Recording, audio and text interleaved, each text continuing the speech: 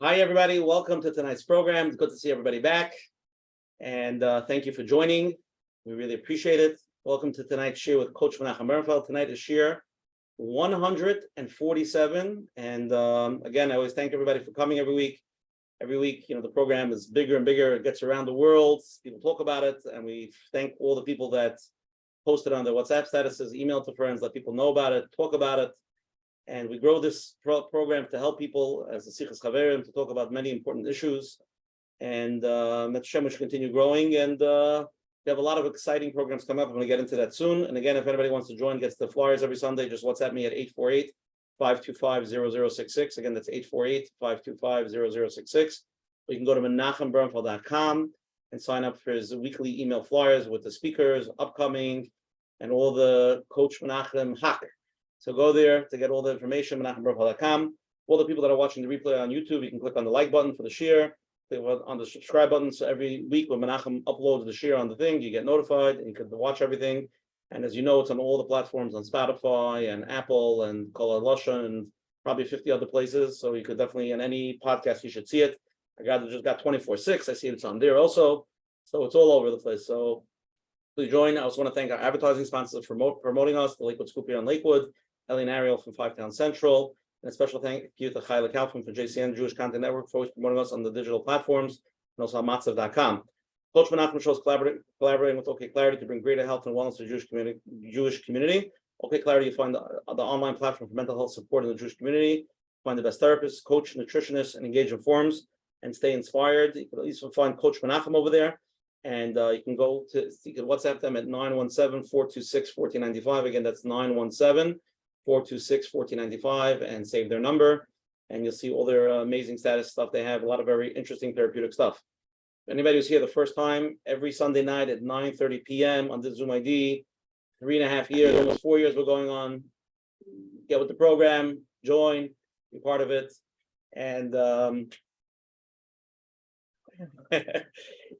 join us next week with Shem, July 2nd. We're going to have the esteemed Rav of Lakewood of Chestnut, Reb Yosef Greenfeld, here with us. We didn't firm up the topic yet with him. We're discussing a few different things. But Shem, the topic will be a surprise. But Reb Greenfeld is world renowned. He's a special person, so it should be an unbelievable program. An amazing speaker also as well. So please join us. It's going to be deep, meaningful, and let everybody know about it. Tonight's shir is 147. So Reb Shlomo, we always have a gematria. And the schus of Reb Arnoich Fried to say the gematria of 147 tied into tonight's topic. What is it? Tonight's share 147 is building self-esteem and personal empowerment, relationships between parents and children. And b'siyat d'shmaya, we came up that 147 is begematria ayin toiv.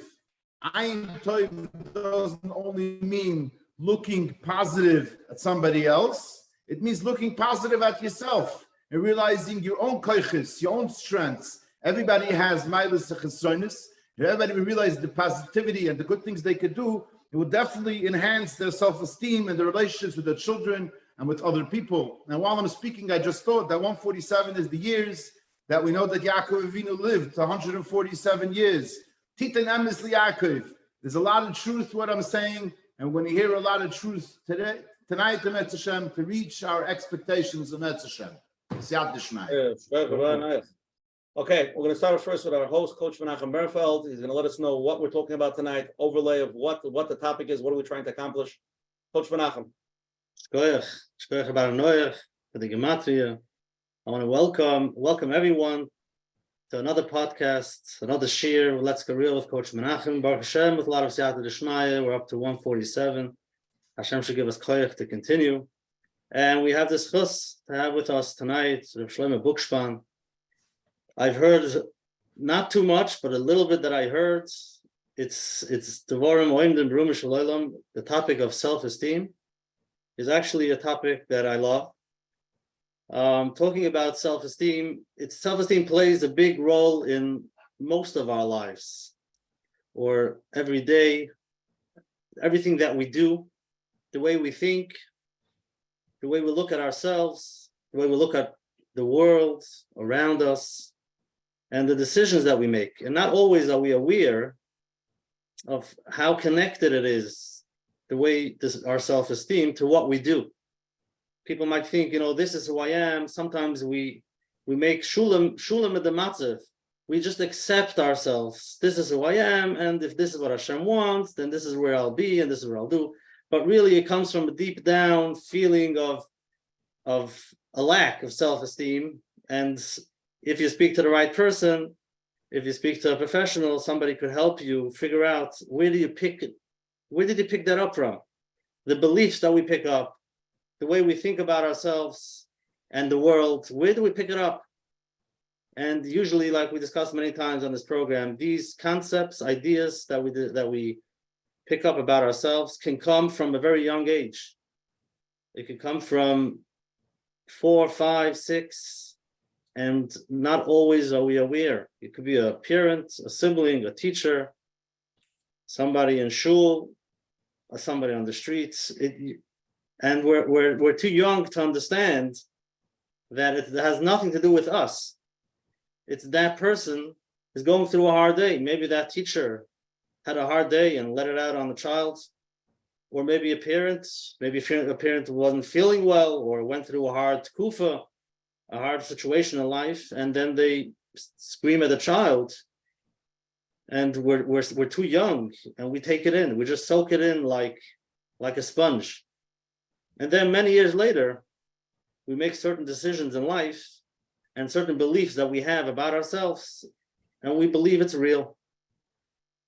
And here we are tonight. We're going to discuss a little bit to question ourselves, to say, where am I?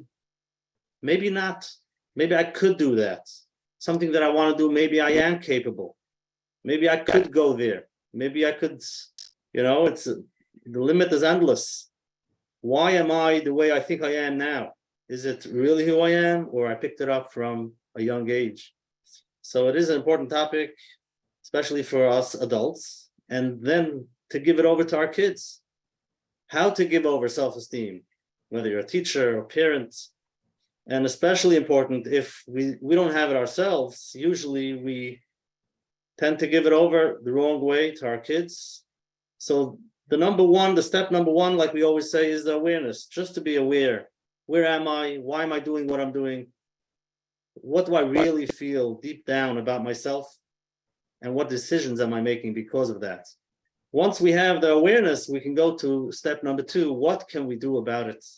And hopefully tonight in Mitzvah Hashem, we have the spus to have Reb Shlomo Bukshpan, which he deals with all ages. And this core topic, something that he meets people. So hopefully he'll be able to give us some practical ideas, some awareness to help us navigate, to become aware of where we are, and then to be able to take the next step towards growth in Mitzvah Hashem with a lot of siyata d'shmaya shkoyach. Coach Menachem, beautiful. Okay, so let's review the topic tonight, then we're going to read his bio. Here we go. So tonight's topic again, building self-esteem and personal empowerment, cultivating a respectful relationship between parents and children, how to build up to that. Okay, Reb Shlomo Bukshpan is a highly experienced professional with over 40 years expertise in therapy, and he has offices in Eretz Yisrael and in Brooklyn. When individuals find themselves grappling with low self-esteem and a lack of self-confidence and related concerns, they turn to Rabbi Bukshpan, a respected professional therapist. Under the guidance of the transformative journey of personal empowerment commences. Moreover, Rabbi Bukshpan has gained international recognition as an expert in the fields of learning, reading comprehension, memory enhancement, and all aspects pertaining to learning and comprehension. Shlome, shkoyach for joining us tonight. The floor is yours. Open it up. Bruchim Aboyim B'Shem Hashem. First of all, I really want to thank for all of you for giving me the opportunity to be a shliach Be'ezer Hashem Yisborach and to have siyata d'shmaya. And I hope I'll be for great help of all of you. I must tell that after what Reb Menachem said, there's nothing too much for me to say. Only I can sign my name, and I agree with whatever he said. Maybe I'll go some more practical because I do have experience, about 40 years, but all in all, you just said it. And the people many times are getting confused. What is self-esteem? How do you get self-esteem? How do I make it higher? How do I pick up my self-esteem? How do I get it? What do I do with myself? So first of all, before we get concerned more about self-esteem, I would ask the question, what is self? And then there is esteem. Who am I? Who am I? That's the main question. And in order to do this, I would like to give you an example, a little metaphor. which I use many times, and I think it expresses a little bit, it clarifies the EM for self-esteem, which people look at it as a term, a professional term, and they don't really connect. So imagine you have a car. The car is an okay, auto schmate, not a real good car. You wouldn't go out on the highway to go, let's say, from Lakewood or from Brooklyn to the Catskills with this car. I mean, you wouldn't take a chance. But it's good for you to go around the block. You say, I go around the block, you can make it, it gets overheated, so what? Let's say if I get stuck a little bit, okay, so I got stuck a little bit and I'm not so far away from home. You would never take a chance to get more outstanding with such a broken car. The same thing is about self-esteem. If I estimate myself as a broken car, somebody that cannot carry out great missions, then I will not take any risk. I will keep myself back. I will always stay down, even though I'm capable of much more, because I'm not like this. I just want to repeat, there's a very, very known saying from Reb Shlomo Bukshpan. He says the biggest avera from a Yiddish kid is that he forgets that he's a Ben Melech. He's a son of a Melech Malach HaMelech HaKadosh Baruch Hu. We are really part of HaKadosh Baruch Hu. Chelik Elokim Mimar. I mean, each and every human is actually, but I'm talking about Yiddish kinder. The fact we have the Torah and everybody has a value that they can never, whatever is going to stand in still the time, important and more important than I'm the son of HaKadosh Baruch Hu. It's never going to be exaggerated. It's never going to be enough. Self-esteem is something that really affects each and every one of us, including me, including everybody. And we act according to what the way we see, the way we perceive ourselves, the way we look at ourselves. That's the way we act. Like we look at a car. The car cannot go too much. We're not going to take a chance, go out on the highway. And if we are forced to go on the highway with a broken car, we are all kind of afraid, all time afraid. If we're not sure, and we have anxiety and fear, because this is the way a person functions. The same thing is about us.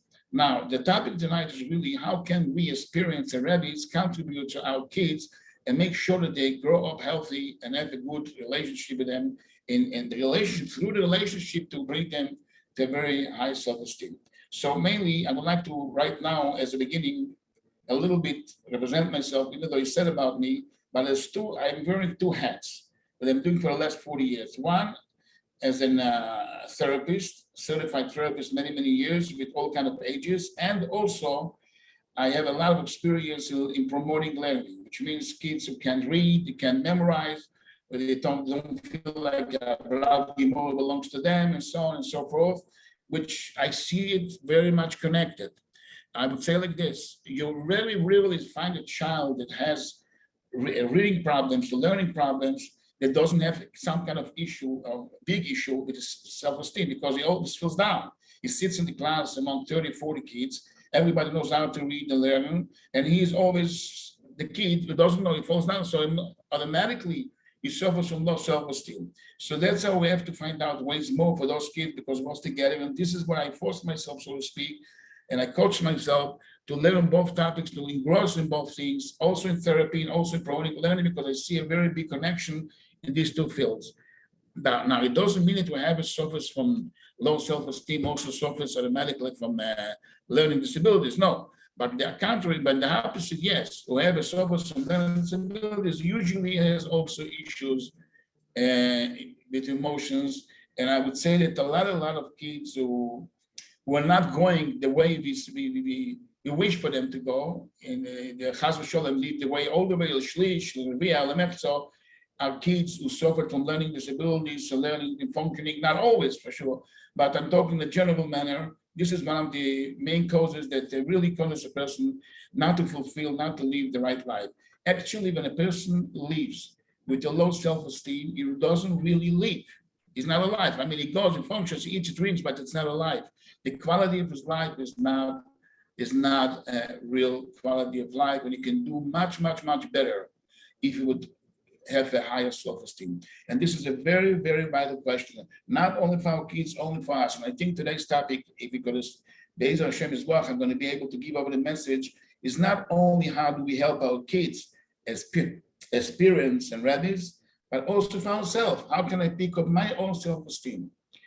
And I would like to give you here a little guidance and make a little differentiation between giving a compliment and encouragement. I think this is going to be the basic of today's topic. With your permission, I would like to develop a little bit the discussion. What is the difference from a compliment and self-esteem and encouragement? That's a very huge difference. When a child does something good, he worked, he told him to do something, he picked up all the toys, so whatever he did, you give him a compliment. After a while, he gets fed up with this and says, you know what? I can't do it because a compliment obligates me. When do you give me a compliment? You're giving me a compliment only when I accomplish something outstanding. I did something great. You give me a wow, you were so good, you did something so good. It really, really obligates you to do things. And after a while, he gets tired. He says, I work for an hour, for 20 minutes, for 10 minutes, and you're giving me compliments. Wow, you did great. We all love compliments. Compliments are very recommended. It's beautiful. But there's another way to do it, a much more effective way. It's called encouragement, which I developed during the years. Maybe in this forum of this tonight, I won't be able to express myself all the way. But let me just start a journey right now and explain it. And if you have questions, you can ask me. I would like to say like this. If I go to a child and I tell him he didn't do anything. He didn't do anything. There's no compliments. I tell him, Yankele, I want to tell you something. You have tremendous powers for yourself. I can tell. I analyzed you. I saw the way you act. I saw the way you deal.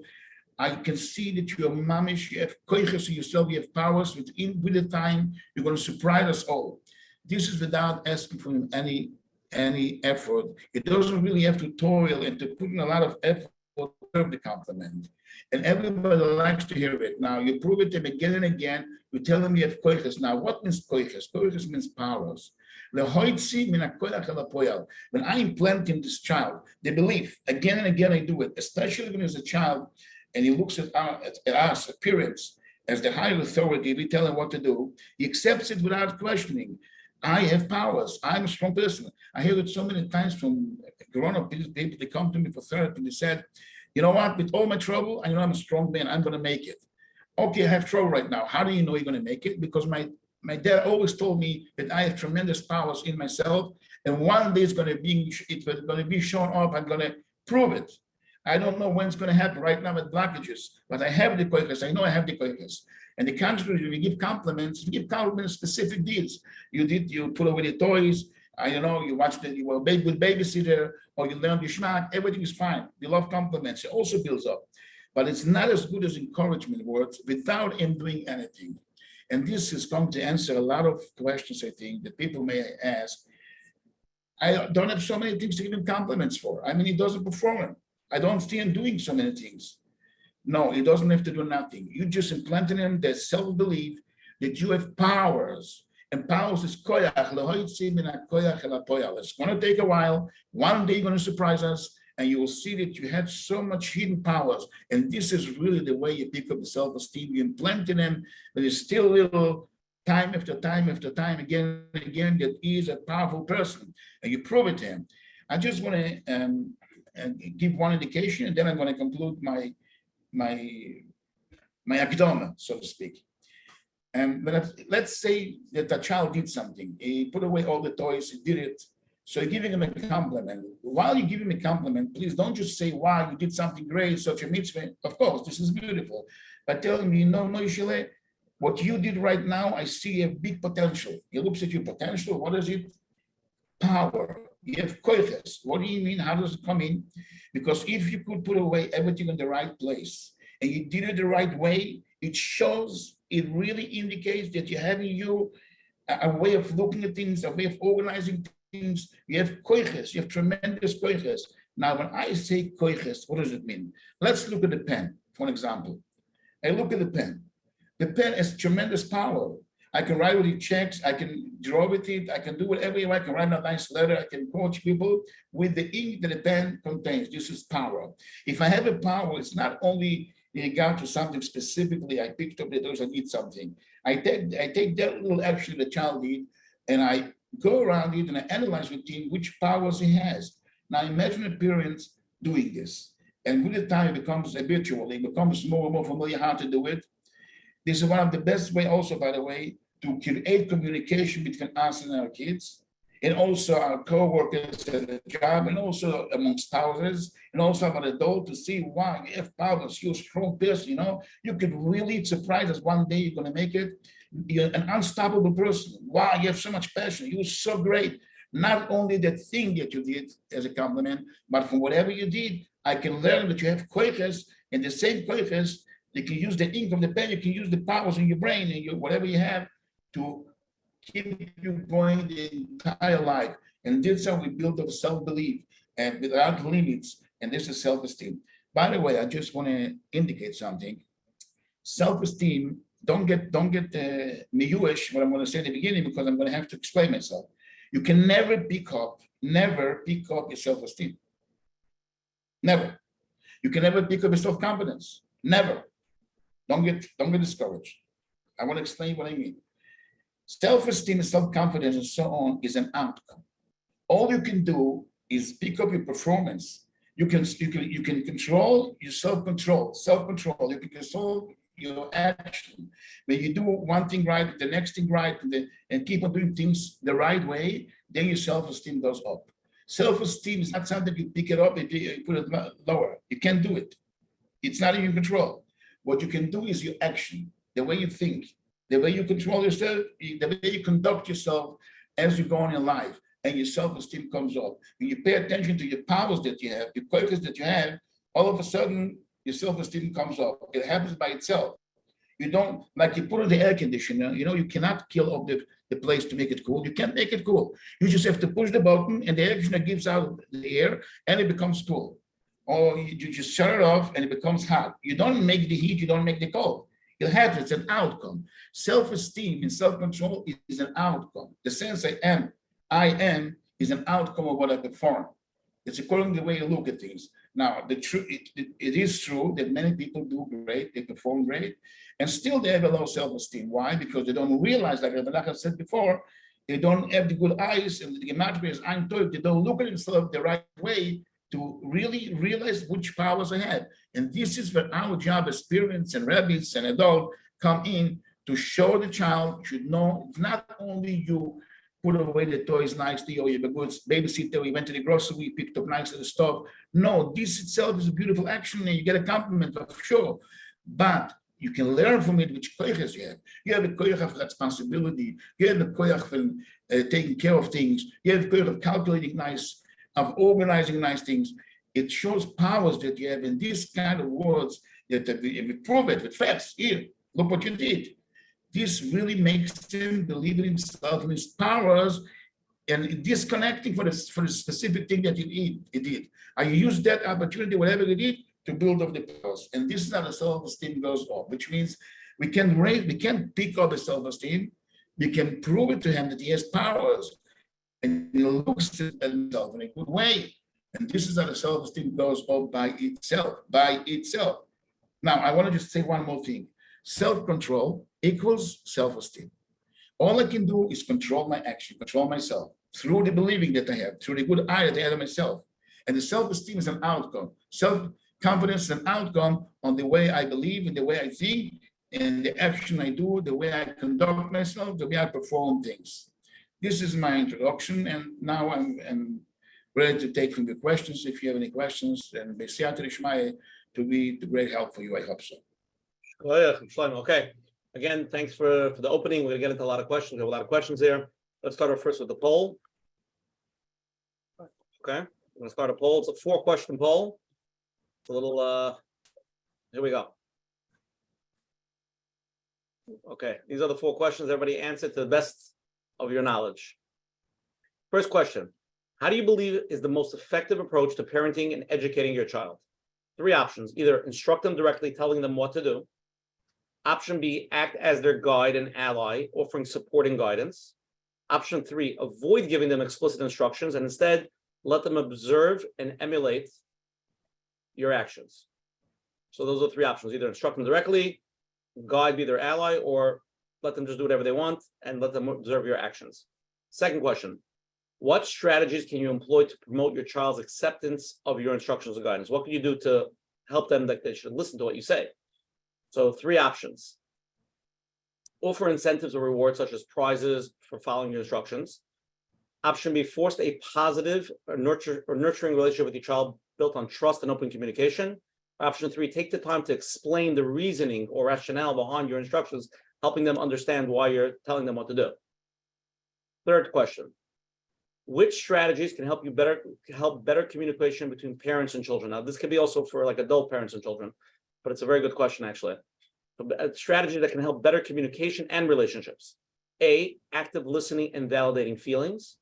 B, establishing clear boundaries and expectations.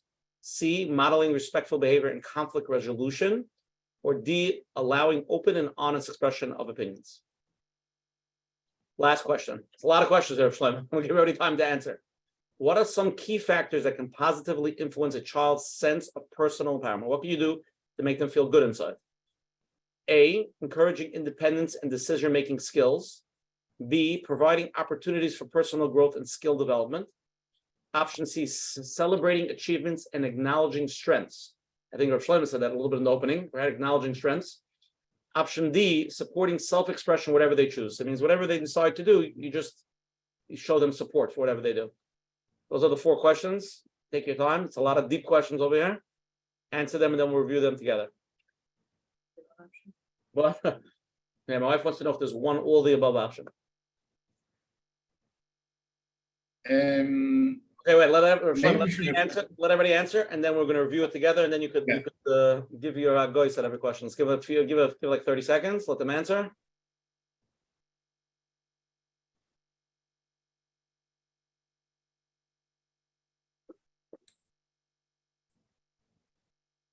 There's some very clear answers over here. Very interesting. Let's see if you agree and disagree. Okay, Reb Shlomo? Okay. Review it. Okay, 5 seconds.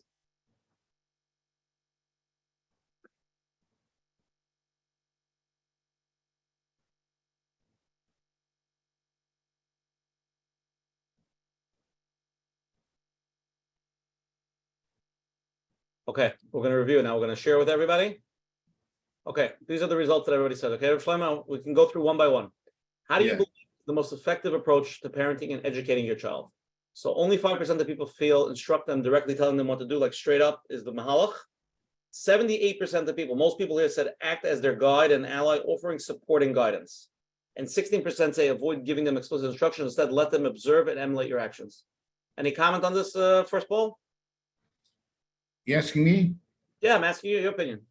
Yeah, I'll tell you. I think it's sometimes it's very individual. I've been talking here in a general way, of course. Very general. Yeah.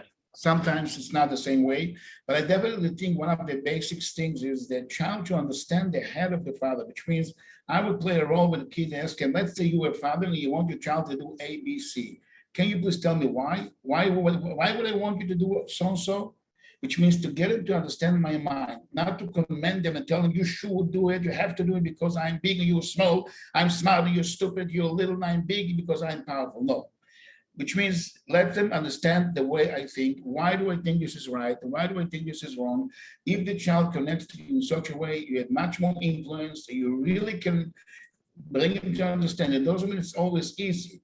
There are kids with the nature of not accepting, yes, accepting, but once he understands you and sees the point, where you're coming from, it's a whole different approach. It's not, okay, so sometimes you have to put boundaries, you have to tell them you can do something, you can, especially we as observant Jews, we have a shulchan aruch, and we know we have mitzvahs like the same, we have mitzvahs the same. You can't just do whatever you want, and we also know that Kodesh Baruch Hu gave us taivas and yitzhahara that pushes us to do bad things. So we have to use our brain. The idea brings us shavu el alev, which means the child has to understand you. One of the worst things you can do in chinuch, and I hear it also from teenagers that went through hardships, is they never understood the father why my parents told me, don't do it, don't do it, do it. He's not a soldier, you're not a commander. He's your child, and you want to really give him over. And I think this is the basic idea on what Shlome Melech told us, Chanoich lena al pi darkoi. What does that mean al pi darkoi? You should do with this little head, with this little knowledge. He doesn't really understand. He's expecting you to tell him, of course. Al pi darkoi means let him understand the way he plays with the game, and he develops more and more skill. He plays time after time. He gets smarter how to do it with the same Lego or whatever kind of toys he has. The same way, let him understand your mind. Bring about it so he should understand why do I want you to do so. That's a little bit like part of number 2. What strategies can you employ to promote your child's acceptance that you should actually do it? So we had 3 questions. Only 2% of people say give them prizes and reward them. 86% of people say foster a positive or nurturing relationship with your child built on trust and open communication. You're saying a little bit like the 12%. Take time to explain the reasoning behind your instructions, helping them understand what you want. Is that what you're saying? That's what I'm saying, but not only. I wouldn't categorize it, sharp, only this answer, only that answer. Because it's also very much dependent on the nature of the parents, the nature of the child, how much he accepts. It's a very individual. But all in all, it's a good idea that the child should understand, why do I want you to do something? Not because I'm commanding you. I happen to be your father, Be'ezam Hashem Yisborach, in a few years from now, you're also going to be a father. What would you do? So many cases he doesn't know, he's still young. By analyzing it together and discussing it together and bringing it closer to my mind, then I can also give him prices. I can also, it's not just to suggest that.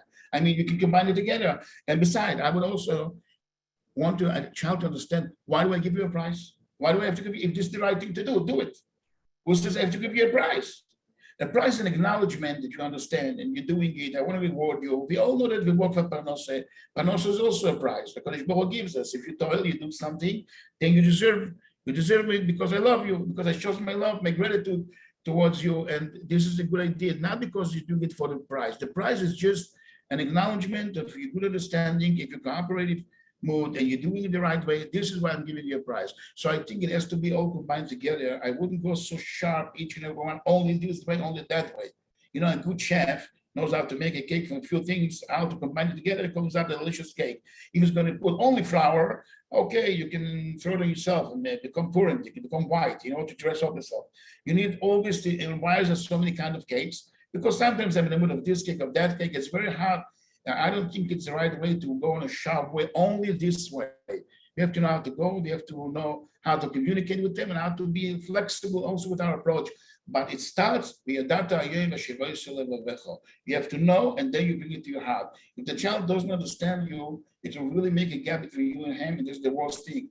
He's telling me because right now I'm afraid of him. He's going to avoid food for me. He's not going to give me my toys, so I have to listen to him. He's waiting for the chance, Chas v'Shalom, for the second, for the age, to say, you know what? That's it. I don't listen to you anymore. This is one of the reasons the child rebels and says, no, I don't want to listen to you anymore because he never understood me exactly.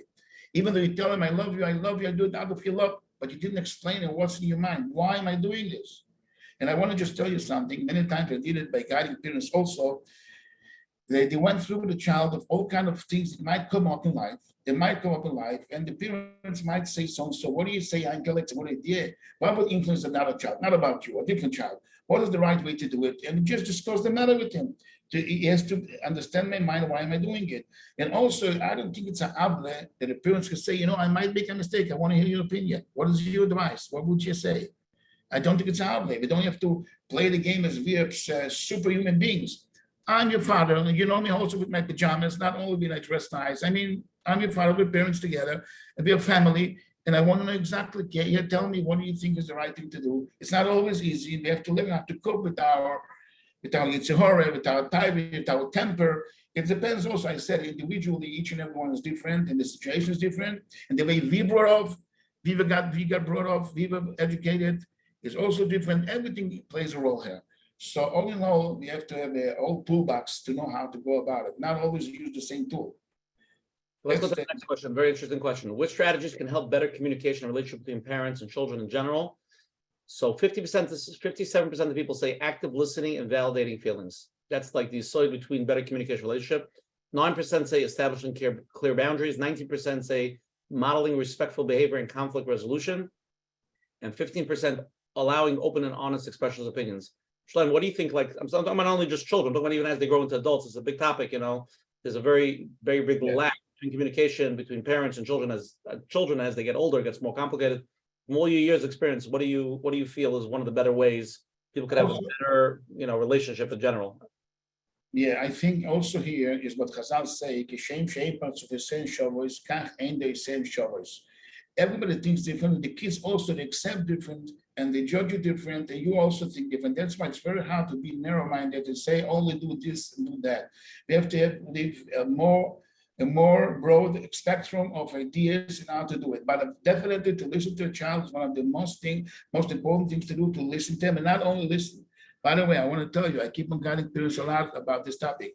When you listen to a child, take a paper or notebook, whatever, and write down a few things that he told you about, whatever, went on to school and the principal came in, the child did something. Then 2 days later, ask him what's going on with that story you told me. Show him interest, show him that you really listen to him. Listening to a child really picks him up and creates communication between kids and children. That's definitely. Parents. This is one of the biggest tools and the best, the most effective ways is to listen to a child and to show interest in what he is doing and to show him after a week or 2 weeks, I remember what you told me, and you know what, I considered it and discussed it with my friend. You show him it's important, this idea is very important. It takes some little effort from us. It takes a little energy, but this is one of the best ways. He knows as a listening ear. And by the way, we find out a lot of stuff that's going on, sometimes not so good stuff, sometimes good stuff when we listen to a child. One of the worst things is that a child doesn't feel that he has a listening ear, and sometimes it's going through terrible stuff. I don't want to go into stuff. And because he doesn't have a listening ear, he's avoiding himself, he doesn't know how to express himself. We see this is not calm, something is going on, but we didn't develop with him a way of listening, so he doesn't know how to communicate with us. So communicating and listening is very important, and also proving to him that we listen to how, by repeating in our own way, and also remembering after 2-3 days or 2-3 weeks, whatever he told us. Remember, I remember you told me so I saw him say for something that says similar, or I discussed it with a friend. You have to show him interest that whatever he said really went into our memory, and we remember it and take it seriously. All this together, like I said, I'm answering right now in a general way because each and every case is different. And of course, sometimes you have to take different kind of action, but listening is one of the basics. Now, I want to give a tip. We've already discussing it, parents are listening. I want to offer something that's very, very, very powerful.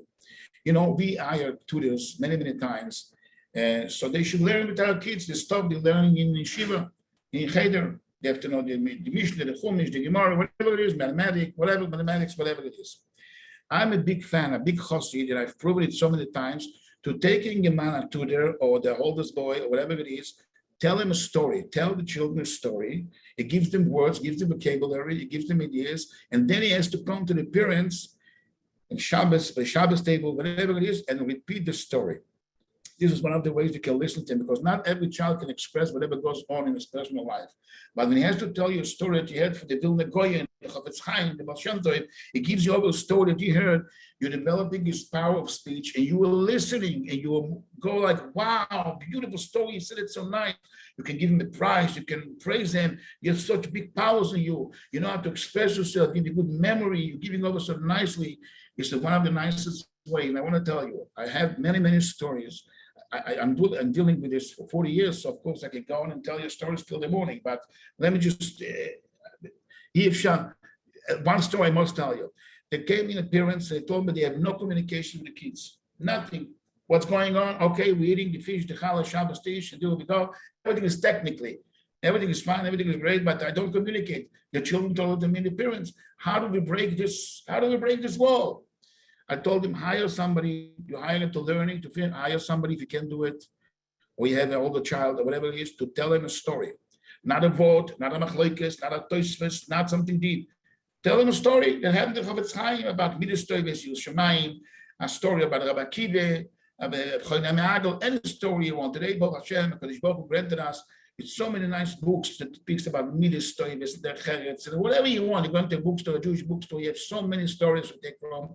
Taking a man, take a bocher to teach him, to tell him a story, make sure he knows it, and repeats it. Then the Shabbos table or whatever it is, take him with you, Yankele, tell them the story.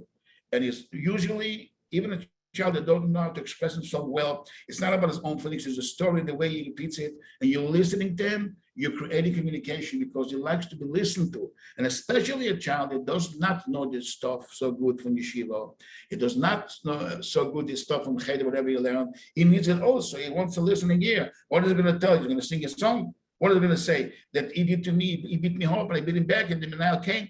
What is it going to tell you? Now he has something. He has a story to give him. You make a deal with him. I mean, for every 10 stories, buy you a price. Why not? I'm giving you something and taking you out, whatever it is. But telling stories, it increases his vocabulary. It gives him the speech of power. It gives you the opportunity to communicate with him. It gives you the opportunity to give him a compliment and to encourage him, like I said before, to tell him his powers. This is one of the greatest tools that I'm using it, and that's why I want to really give it to the oilam. Use it. It's something you can take it and do it. It's not something so complicated. Take a book, take somebody, tell them a story, it's to repeat. Sometimes a good idea, the mother tells a story to the child, and the child repeats it to the father, or the vice versa, whatever it is. You don't need to invest who knows what, just a simple story, and he should be the one who tells you the story, and you reward him, you give him compliments, you listen to him. This creates communication, definitely. Let's go to the last poll. That was very, very Shlome. That was brilliant. That was really, really amazing. Okay, what are some key factors that can positively influence a child's sense of personal empowerment? So this is a split across the board over here. 36% of people say encouraging independence and decision-making skills. 26% of people say providing opportunities for personal growth and skill development. 35% of people say celebrating achievements and acknowledging strengths. And 4% say supporting self-expression, whatever they choose, that they can just do whatever they want and just be supportive of that. Shlome, so what do you think are some key factors to really give a kid a lot of internal feeling powerful inside, feeling very, self-confidence? I would take just on the last one to let him do whatever he wants has to be explained more. What do you mean whatever he wants? He chooses to play basketball. So, you're great at basketball. Amazing. Whatever he does, just give him, okay, that's great. Very you're not even guiding him. You're just letting him do freely. First, yeah, to a certain extent, yes, why not? Enjoy. If they say it's eligible, it's al-taloch, everything's fine. Why not be around a little bit, play basketball, do whatever you want? Why not? If not, it's not on the cheshbon of, it's nothing against the loch, nothing, Boba should fine. He has to do it, the child has to play. So do we have to play with our kind of games? We play around who gets the aliyah from Shishi and Shvi and Chamishi. He plays around with each stuff and he uses the fit. And Nachal says, let's not forget, a child is sitting in yeshiva and cheder. Most of the time he's sitting on a bench, with the dry wood, and the sefer is looking at this little oishalach, and is repeating and saying and shuckled away like a lulav, and keeps on saying again and again and again. And not everybody has the cup, they understand to enjoy really what goes on the topic. And usually the Rebbe is the best Rebbe in the world is only a human being. And those few children who are focusing and he's focusing on them and they respond to him, he gives back to the children around. They just, they're the good kids, they suffer. They tolerate, and he needs to hear out a little bit also. So playing and doing whatever he can do, why not? If it's not against the law and not at the time of learning, not at the time of helping out, yes, definitely, I would encourage you to even play with him together. Play with him together, not only let him play, even play with him together. That's fine, it's beautiful. Life is great to be an Elohim. Life is great to be a tzaddik. Like you can play, why not? That's the word. By playing games, you can also teach them a lot of good manners, to be mevater, not to lie, and to do whenever it's your turn, say it's my turn, it's his turn, his sister. You can manage to develop good midas also by playing. Playing time is a very important thing. And like you said before, all the answers are true. And also individually, every time we have to know where it fits in. It's like a big puzzle. A puzzle has pieces. And if it's missing a piece of the puzzle from the ground or from the river or from the sky, it's missing in the picture. Everything is important. You can't just say, what am I going to focus on making the puzzle? Only the trees, only the river, only the sky. The puzzle has so many pieces and everything has to be fixed together. And let's not kid ourselves. Life is waiting you around the corner. It's going to grow up. It's going to encounter all kinds of situations in life. It's going to have to deal with all kinds of situations. So we have to expose them also to a variety of activities. So you should be a smart guy, you should know how to deal with life. And definitely, I think all the answers are, if individually you have to know exactly when and where it will surpass the line, but they're great answers, I think. Yeah, Shlome, I want to start off with a question. Somebody just texted me. Move up a second. So they don't want to ask it live, but it's a good question. If I have extremely low self-esteem, how could I instill in my children a strong sense of self-esteem? Definitely, if he himself has a low self-esteem, he has to work on himself, I think, and then work on his child. Not to wait for 10 years. Time is passing by, and he wants to help his child. But what I said before is mamish a great tool to do for himself and also for his child. Look inside yourself, find your powers. Where am I good? What can I do? Let's say the guy who has a low self-esteem, but he happens to be a good writer. He happens to be a good singer. He happens to be somebody who can compose songs. Whatever it is, see with yourself, analyze yourself. It doesn't take too much time. Give yourself a day or 2 or 3. Go around with a little notebook and read down and pay attention. And don't pick up your self-esteem and go to your child the same thing. Find the good qualities of your child and disregard yourself right now and give him his powers. Express his power. Tell, I'm amazed of your powers that you have. If you see, I keep on repeating the same thing. again and again about powers, because we do with powers. The self-esteem is what am I capable of? What kind of a machinery am I? Am somebody mashmati or am somebody powerful? Power is the word that tells you I have a lot of potential. Power is potential. To bring it out, this is power. So that's why I'm stretching it. And this is the real life. In real life, we do like this. Am I capable of doing it? When somebody has a low self-esteem, actually what he's saying is, I don't trust myself. I don't take any risk. I don't go a little bit more from out of my comfort zone because I'm afraid. But this is to go out of your comfort zone, you need power. You need to trust yourself a little bit. When you have a car that goes strong and you feel like you can go out for far with this car, you take the car, you take your family, you pack your stuff, and you go because you know it's a powerful car. Everything has to do with power. The same in knowledge. What is knowledge? Knowledge is power. Money is power. Everything is power. What do you do with it? It's a different question. So, Baruch Hashem, we have a Shulchan Aruch, we have a Torah way how to do with powers. But he has to work on himself. And by the way, when you engross very much how to help your child to realize his powers, many, many times he talks to you. Because you realize, hey, if this little Yosel Yankel has powers and I focus on his powers and I develop it and I analyze it and I explain it, all of a sudden they get it, wow, I also have powers, you know? I'm also somebody. This itself can help you, but right away you have to act also with your child. Don't wait for years to fix up yourself to feel good. Then I'm going to approach my child when he's already a teenager. Let's not forget, the second your child was born, you're a father, you have a responsibility. Right away, you have the choy from the shenantam lebanecho. You have to pick him up. You're the example of him how to be. So of course, sometimes you have to fake it till you make it. Sometimes you have to show him as if you can make it. And by the way, by faking it, you also become like this because you're improving it. You just made out of it.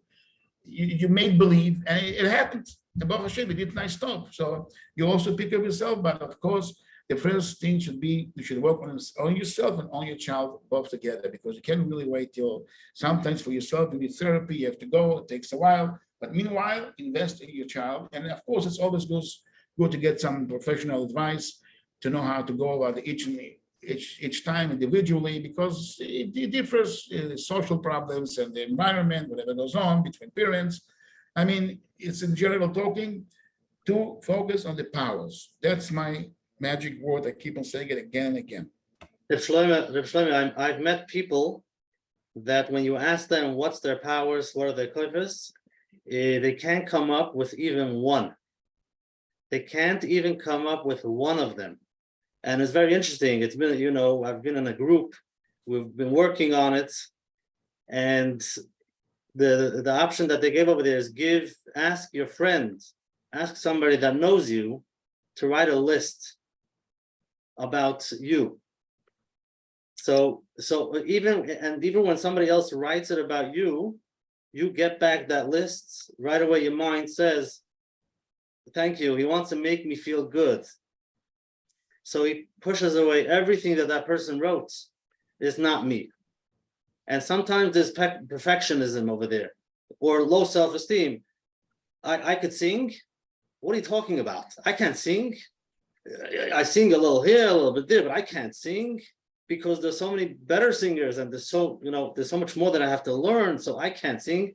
Even if I have 40 or 50%, I put it to 0%. And take each power, each koyach. I'm a good listener? Nah. I'm a good singer? Nah. I'm a good runner? Nah. 0, 0, 0, 0. And they walk around with 0. Reb Menachem, this reminds me something. While you were talking, a guy coming to me, and many times I had it, I gave him certain tricks how to work with himself with imagination, to imagine himself doing this and that. He says, Shlome, okay, I can't imagine. I know for years already that I'm very bad in imagining. And he keeps on telling me his worries and everything. I told him, stop for a minute. Can you tell me what means worries? Worries is just imagination. I'm worried the banker is going to call me. He's going to call me. He's going to make me. You're imagining the whole time. You're telling me you don't know how to imagine? You keep on imagining it. You're practicing it for years already. Just guide yourself, coach yourself. This is what you said. The people low self-esteem, the way they look at themselves. I know it's a very common problem, and they need help in this. And we need sometimes certain tricks how to trick them in to prove it to them. Because what I do many times in certain situations, I don't argue with them because if I argue with them, they want to prove their point. I put my point, so I lose out. What I do is I change the subject and I keep on talking And meanwhile, he's telling me I went once and I took and I made this and I write down myself all kind of activities that I did in the past. He did it. Then a different day, but he forgot already. He didn't realize what I'm writing for myself. I tell him, what do you do? I want to ask you a question, not concerning you. Somebody came into me, he told me that he plays on the piano and he went hiking and it's very good to do this and that. What do you say? Such a person say, why is a great person? He has koiches, he has this and that. And then I told him, Mister, this is what you told me 2 weeks ago. I wrote it down secretly. It's when your mouth came out. And now you're telling me he's a great person. So please distance yourself from your opinion right now. You know what he say? Don't let the person you think you are stand in the way of the person you really are. I mean, don't stand in your way and please. And then all of a sudden he catches himself sometimes, and he gets to the point to say, you know what, if I said all this, you're right. I saw you're writing down to yourself little notes. I didn't understand exactly. And you telling me I did it, I said it, and now I'm praising that guy that he has tremendous powers. Wow, it's really me. And then he gets a shock. I had one story, the guy was listening to me while I was doing it. He got up from the chair, slammed the door, and walked out. And then he called me to apologize. I said, I couldn't take it. It was too much. You manipulated me. You wrote down for a few weeks, make good stuff, and then I told them, what do you want? You think I'm going to fight with you? I wanted to prove it to you yourself, that you said you can't. Here, you said you could.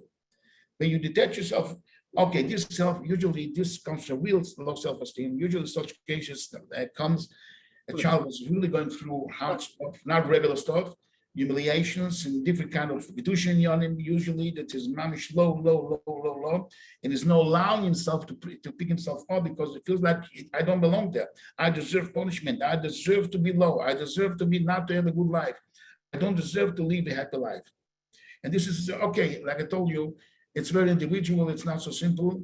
Always we have to approach it what goes on. But yeah, there are people who look at themselves, they can't even accept you. Whatever they tell them, they can. That's why we have to manipulate them sometimes in a good way. Manipulation for itself sounds bad, sounds negative. But sometimes that's the way you have to do. You know who was my biggest teacher? I must tell you, Reb Menachem, my biggest teacher how to deal with people is the Yetzer Hara. He has a lot of experience, the Yetzer Hara, and I see the way he fools in people, I learn from him. I learned from him. Hashem is about the sheep. The Zorah from the Mitzrayim, we took to Avodas Hashem to make carbones. Kimimene from the Avodas Zorah, Nikach learn Avodas Hashem to Din Hashem. So that's the way we never give up. We keep on doing it, keep on convincing him, and sometimes not to argue. First of all, not to argue, but slowly collect some stuff and let him have his opinion. Tell me, a guy that does so. What is your opinion? He said, wow, it's amazing. I wish I can do it. And all of a sudden you show him, well, mister, this is you. You did it, and you're praising him to come and accept it. Yeah, but humanity is not simple yet. Let's go to the live question. You're on. Hi. I was just wondering, even regardless of whether or not you're a parent, isn't there the tendency to compare yourself to others? I mean, unfortunately, I grew up around a lot of that. Why would this family seem to have more achievement, more money, more style? Then invariably you can compare. I mean, I do it even without children, but I can imagine the parents doing that or saying, how come Shmuel, Shmuel doesn't seem to be in the same level as his peers, or my neighbor's child, he's the top boy in yeshiva. That I can imagine this, the communities here, there's that terrible pressure to do well. So you're probably always comparing yourself to others. So how can you avoid that? You're just early signs feel bad. There's sometimes a yardstick. To see we wear what people are wearing. Use a certain normalization, but there's still you as a person, and you feel you can't measure up to certain standards or certain, ideals. I mean, would that be I'm sure you. Can you narrow your whatever you said to one simple question? What are you really asking? I'm sorry, I'm freezing. I can't hear you. What? I asked, can you narrow down to your whatever you said to a simple bottom line question? What are you actually asking? What is your question? Yeah, or you say like maybe a child or even an adult say, why is our family more poor than others, or why aren't we doing that, or why isn't my child doing as well at school as his peers? Or why is everybody better dressed? You have these things that show material success or academic success. You feel you're just not, you're not there, or you're not able to keep Got up, it. compete. I got it. It's a competitive I got world, your put it that way, yeah. I got your question. I think your question refers a little bit not only to self-esteem, low self-esteem, it refers also to Anoget and HaKadosh Baruch Hu. Why are we poor? Why don't we have this and that, what other kids have? Why are we different? This has to do, I think the best way to explain to ourselves is to know that we have a shlichus. Everybody has a mission in this life, and my mission is different than yours and the neighbors and everybody else. Like you see people going into the pharmacy, going to get a medicine, whatever it is, and you look at the other guy, he got a big box, a red box, a yellow box, and you're jealous why the pharmacist gives them different kind of stuff, and the guy's laughing at him and says he has a different description, he needs a different kind of medicine. We are here in this world with a mission, certain mission to perform. Now, this goes away a little bit from our topic, but it's really a shlichut. What we have to perform in this life, that's why we are different. That's the simple answer. Everybody has his challenges and his hardships to cope with. And HaKadosh Baruch Hu makes it. This is entirely a different topic of Ashgacha Protis. Why Hashem makes whatever he makes. Why am I different? Why do I have to share life in a different way? But it goes a little bit away from our topic, low self-esteem. But of course, it could also influence the self-esteem. Everything is connected. Yeah, But this is a question of why do I have to endure and go through whatever I go through, and it's different than other people's. This has to do with the HaKadosh Baruch Hu Sanoge, the HaKadosh Baruch Hu deals the world, and it's the best for us. And it has to do with Judaism, with the belief that HaKadosh Baruch Hu, whatever it does, is the right thing. Now, what can I do the best? And so comparing, one of the worst things to do is to compete and to compare. That's the worst thing. A person has to ask himself, what is the best I can do in my situation? Mhm. This is the best idea. What can I do in the best I can do not to compete and not to compete? What would you tell an average boy learning in yeshiva, but there are so many better boys than him, doing much better than him, that he feels that what he's doing is not, he feels like That was the point she was trying to say, like when we start getting comparing to others. comparing and judging. How would you help such a boy? What would you tell him? I think, first of all, if it would start, it would be different. The entire question wouldn't be bothering him so much. But the way you, Reb Menachem, say it is already there. It's bothering him very much. I think the question has to be asked: why am I alive? Why am I doing this world? It has to do. It's a more spiritual question. What's the Ratzon Hashem? What am I supposed to do? Because Kodesh Baruch Hu gave me that IQ and give me the other IQ. Like Kodesh Baruch Hu gave me blue eyes or brown eyes or whatever it is. I have my handicaps. What am I supposed to do? What does HaKadosh Baruch Hu wants from me? If I'm doing what I have to do, it's not on me to compete or to compete. HaKadosh Baruch Hu is requiring for me whatever I could do and for me whatever he could do. If I do the best I could do, that's the best thing. We have to focus on my abilities and always try to stretch a little bit, go out to the comfort zone. Maybe I'm capable of more. Who says, why am I limiting myself? But without competing and without comparing. Don't compete and don't compare. Do the best you could. If you want to compete, break your own records. That's your break your own records. Always perform better and be more proud of yourself and set up more goals, higher goals, slowly but slowly. Break your own records. Make a competition with yourself and not with your friends around you. Because this is really the worst thing to do, especially if you have already a low self-esteem and you feel like, wow, how can I pick up myself? So first and foremost is do not compete. HaKadosh Baruch Hu wants from you whatever you are capable, but do it to the best of your abilities. This is the right approach, and a person has to convince himself, has to brainwash himself, and to work on himself that this is my mission in life. Okay, Shlome, let's go to the next live question, okay? Okay. Okay, Amir. Can you hear me? Yes.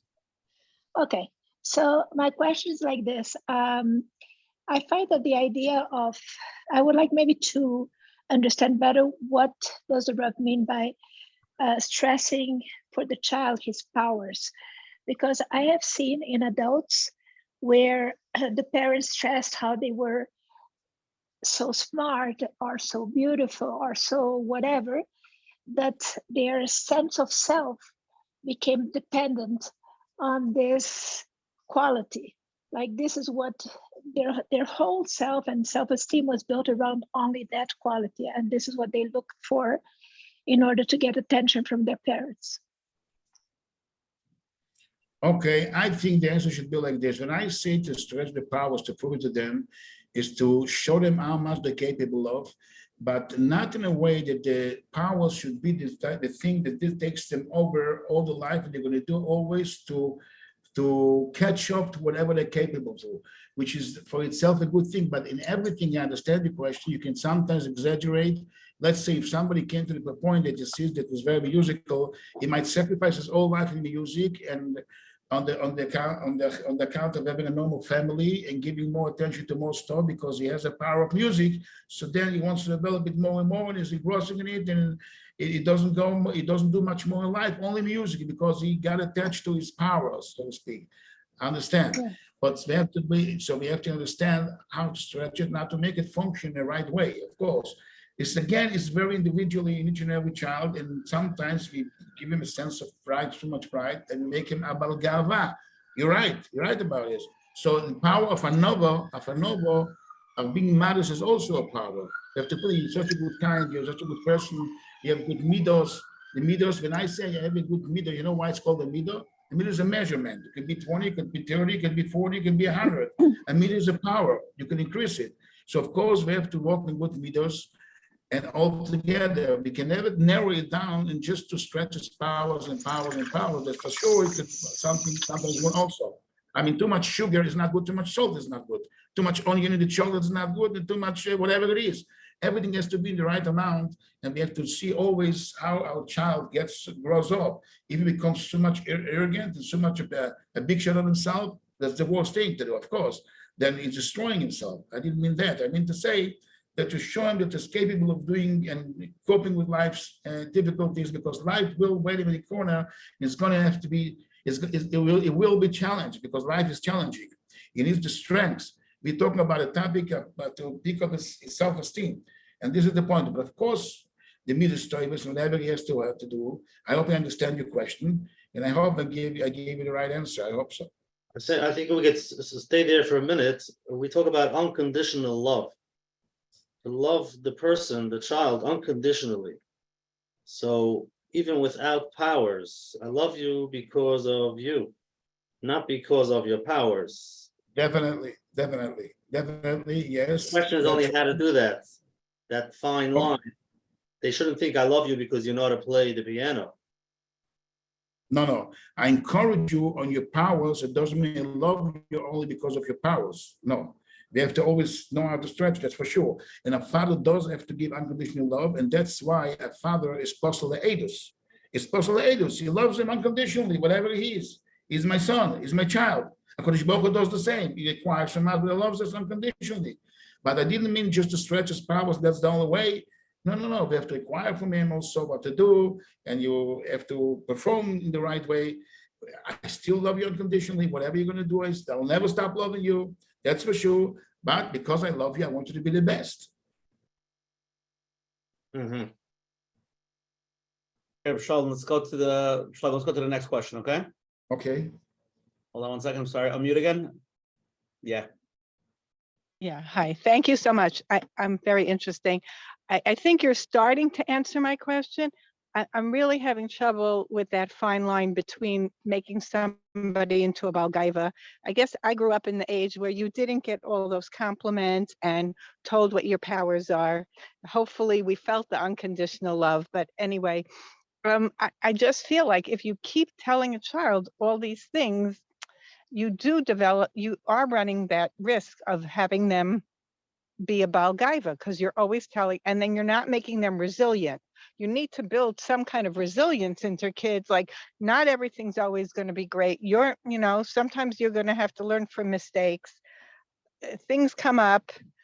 Other people are better at things than you are.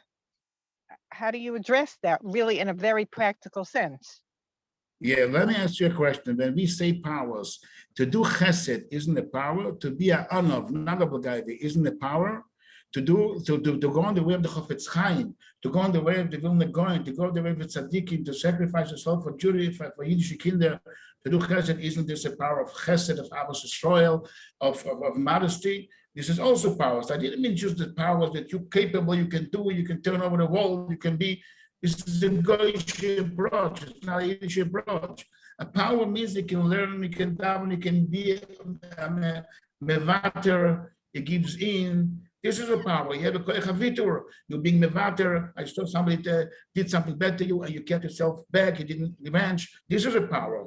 If you're going on this way, we take the from giving it powers in a very broad spectrum, not just narrowing down to his capabilities. He did something, he performed so beautifully. But then you're right. We have to take it in the way that is also becoming like a real Oyed Hashem. Is giving in and is working on his midas toivos and is giving for his little brother. You know, when I see that he gave something to his little brother, say why you have the power of chesed, of giving, of sharing, and this is not something that's going to pick up his guy. On the contrary, this is going to make him self-value. Yes, it's going to feel good. It's going to pick up his self-esteem, but not gaive, because he knows gaive is something very destructive.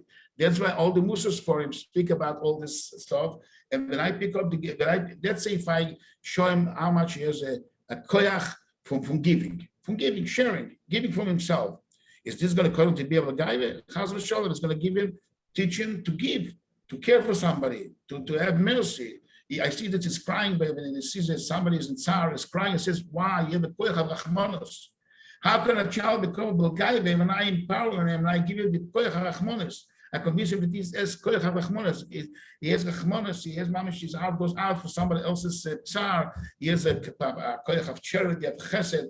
He could never lead him to be a guy. On the contrary, he can lead him to be somebody over the Shem. Okay, I tell you the truth. It's interesting that you struck upon the thing of chesed, because I actually know somebody who, like, chesed doesn't start at home, and he does a lot of chesed for other people, and unfortunately his wife and his kids don't get that chesed. So he's not doing chesed, he's doing it to get attention. Right, exactly, yes. So, but this is not chesed. I agree with you that charity begins at home. I agree with you. So he's taking it the wrong way. What can I do? There's always such people that can take it to different places. Of course, there's also there is a saying in Chazal. It's called novel b'reshus haTorah. There is such a thing. Right. Yeah, he takes the Torah, he uses it to his benefit, and he's manipulating the halacha, he does whatever he wants. So he's not doing chesed, he's doing things to get attention, to get a good status in the community, whatever it is. But at home, he's not about chesed. So he's not about chesed. Charity begins at home. I'm talking about real chesed and real examples. How to really be good first and foremost for your family members. Of course, the child doesn't go out the street and does chesed with poor guys. He practices with his siblings, with his parents, with whatever goes on in the house. He probably has a low self-esteem, so he does chesed in the community. That's right. If he would have the healthy self-esteem, then he would be happy doing chesed at home. Right. So how would you have developed that when he was younger? He's already an older person. How would you have developed that? What would you have done? Not just praising his chesed, because that, I don't know, didn't seem to work. Not his chesed, him for his chesed, not his chesed, him. Him. Yeah. Mm-hmm. He didn't get it. He didn't get it. He himself was lacking. Right. Yeah. Okay. Thank you so much. I appreciate it. Okay. Let's get through some questions over here. People sent in. Shlome, let's start with this basic question over here.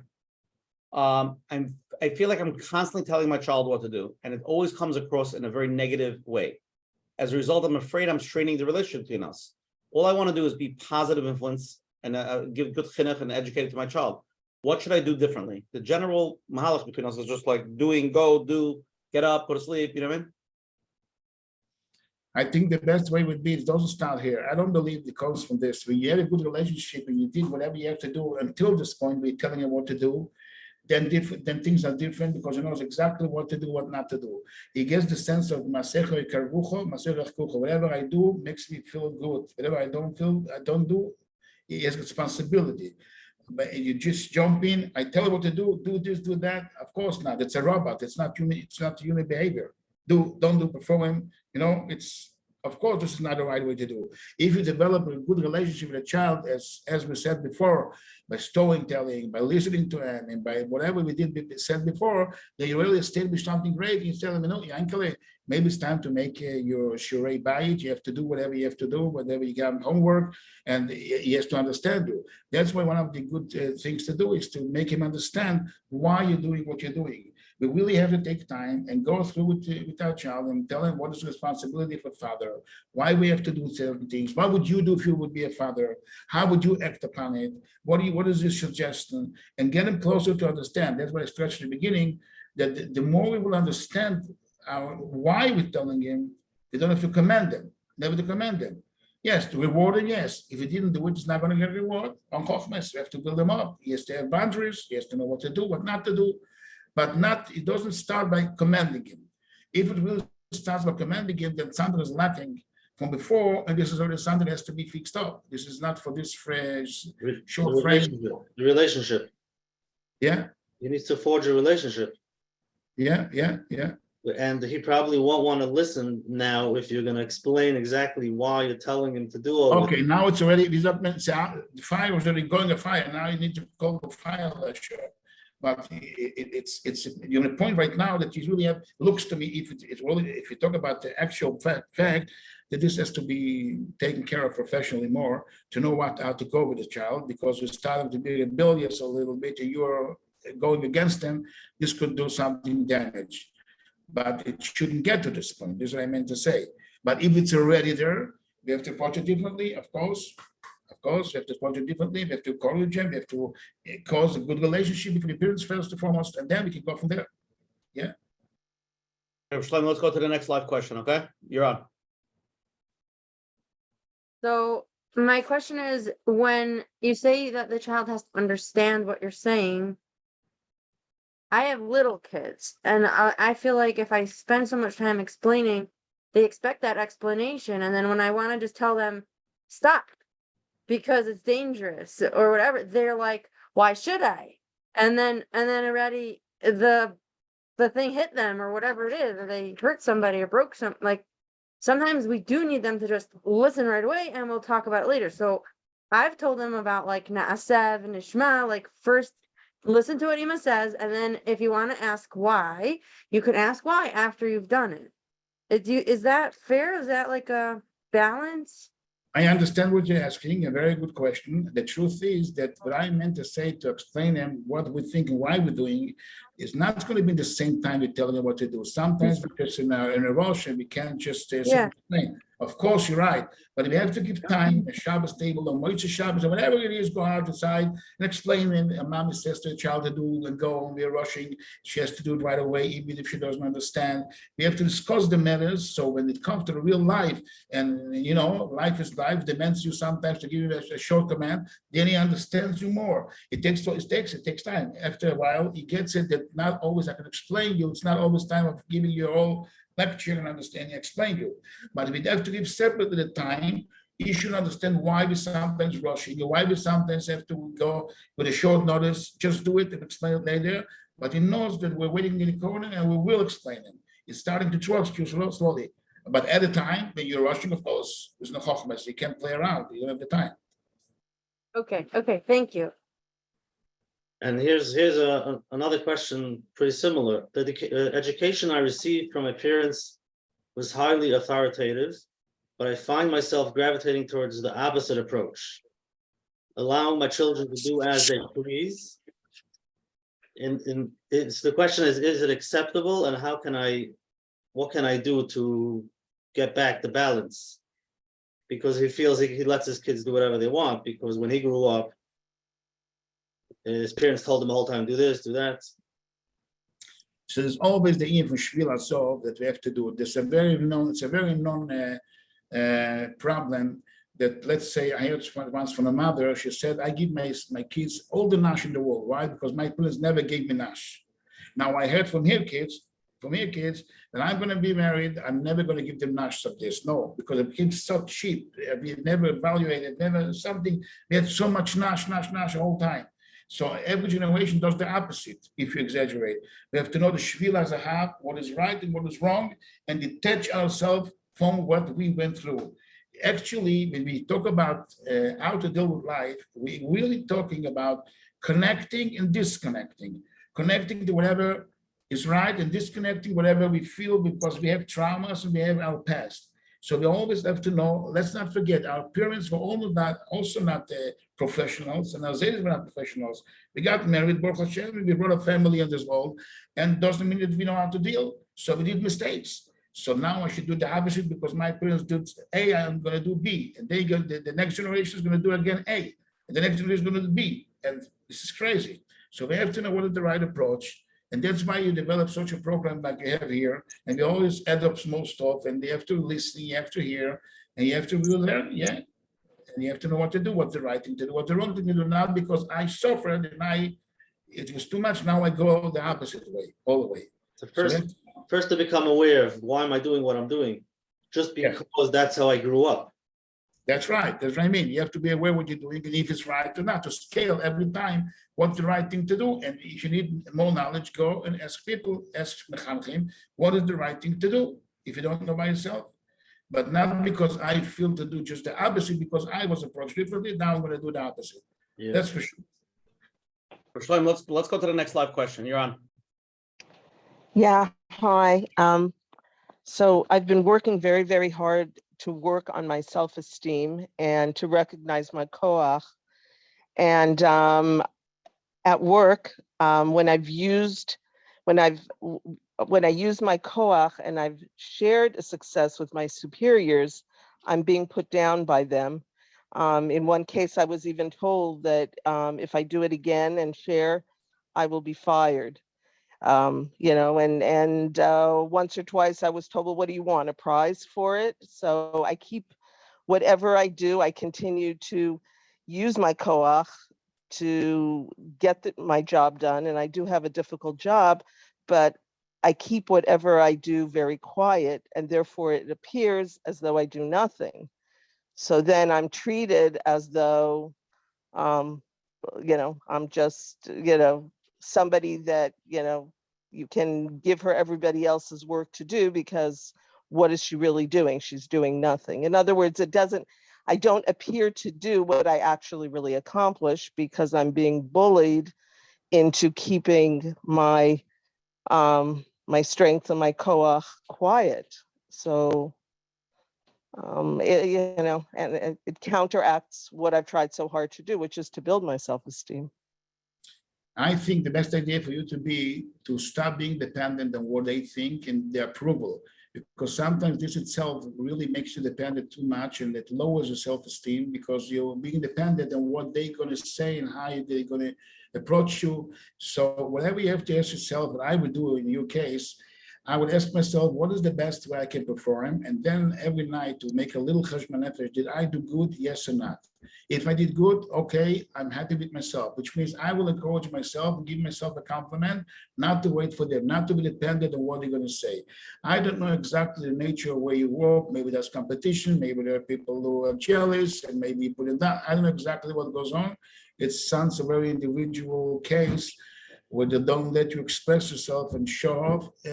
Maybe we have to, it looks like more involved. But for yourself, don't expect them to acknowledge it, because people do realize that it's a pchina. Chazal call it kol harodef achar hakavod, hakavod borech mimenu. If you look for the attention, you look for the approval, they will keep it back because it lowers them down, give themselves like you want to go on top of them. You want to show them out, you're much more superior than them. And this could be a problem. So the best thing would be if you set up for yourself a goal, what's the best way I can perform? And check with yourself each and every night, give yourself a point. Did I do good? Yes or no? And keep on doing it. Ignore what they say to you, if you did it great or not, because at the end of the day, it's going to be sof hakavod lavo. They're going to acknowledge you in one way or another. You're going to know it, that you did great. As long as you're happy with what you did, and you know I did something great, and you're not trying to, you know, to show off how much great you did, this itself gives you the source, the inner source, you encourage yourself. This itself can contribute a lot to your own self-esteem, because you're becoming the one you're encouraging yourself. And of course, it's good to discuss the matter sometimes with friends outside of a professional, not from the staff that you work with, because maybe they have their reasons they're also human beings. They have the competition, whatever it is. I don't know, it's complicated, and they can really go down and forgive you. Maybe they have their problems. I don't know. It looks like a case that we have to know how to deal with it. The other side also, but all in all, I can give you in this general way. Find the encouragement and support from yourself. Don't be dependent on them, because then you're really too much depending on them, which is not healthy. But I think Right. also it's important. It's important for a person to realize his environment, because environment does make a big difference. And sometimes a person could be in a toxic environment, and they put them down. It's that awareness. The idea that Shlome, what you're saying, is when you go home, you have to know for yourself what you're good at, not depending on the people around you. However, it is important to be aware that a person might be in an environment that he just cannot grow over there. They're not going to let him. And after a while, by them saying it again and again, they're slowly going to live that way. So it's important. Right. Right. In It's the toxicity also. It's true. And being then dumped all these different types of things because, well, you're not doing anything. In other words, it's a catch-22. You do everything. You have to do everything because you're worthless. Right. I'm not allowed to, and again, I'm not there to, show how great I am. It was the once or twice or three times that I did share, and I have stopped sharing. I learned very quickly not to, and it wasn't for the kavod. It was more, it's a natural thing. Right. But then the appearance is, you're not doing anything. What do you do all day? Right. Oh, a lot. I just don't, Sometimes, talk about it. So yes. So sometimes, like Menachem said, it's you have to make a drastic move. Sometimes, if there's a toxic environment, you can't really cope with it. So maybe the best thing for you is just to say goodbye. I mean, you have to do it in a very calculated way to know what you're doing. I mean, it's a job, it's whatever it is. But if you see that you're getting out, mamish, you're losing out, and they may, so to speak, trying to push you down, and then it is a fact. So that's right. Something's an extreme case, and there's no other way. Just to tell them, okay, what can I do? I'm not made for it. Not everything is made. I mean, you can't fix the whole world. Yes, sometimes we are in such situations, and we have to make the best decision. But I would really suggest you to discuss it with somebody. You can go more in details and more to see what goes on really, and to someone from the outside to analyze what goes on to get to the conclusion, because maybe it's a pronosa, maybe it's a place you have to, I don't know. right, It's a lot of parnasa, points, it's a lot of points to know how to scale it. It's an achrayas. I can't just tell you here. Sure. All right, thank you. Okay. The $1 million question, you ready? My child is a teenager and he doesn't listen to me anymore. They simply do as they please. Where did I go wrong? And what could I do now to regain the attention and have them listen to me as a teenager? As a teenager, the only way you can do right now is really unconditional love, because the teenager has this tendency to do exactly the opposite of what you asked me. And if it comes to a way that is rebellious, you have to be very careful. It could be very dangerous. They can do the most stupid things ever, and then after years to regret from it. But while they're in the teenage years, it's a very big topic, and this is one of the causes that really has to show them people are going down the derech all the way. So right now, it's not a little child anymore, but the best way still is to try to cause a good relationship, which means, let's say, sharing with him some stories, asking his advice about the things that, let's say you're walking a certain place, what do you say, what is your opinion, to make him feel important, and to listen to him. But you can't tell him too much what to do, because I don't know, he's a teenager, but it depends, each and every one according to his ability and how his chutzpah, and which friend he goes around, and whatever else is going on today's days, and with the internet, this and that. Sometimes you just, by, be nice to him, encourage him, give him unconditional love. That's the only way it goes. And make him feel important. And the way you can make him feel important is discussing your own matters with him. What do you say? Should I invest here or there? What is your opinion? I think you're smart. You have experience, to make him feel important.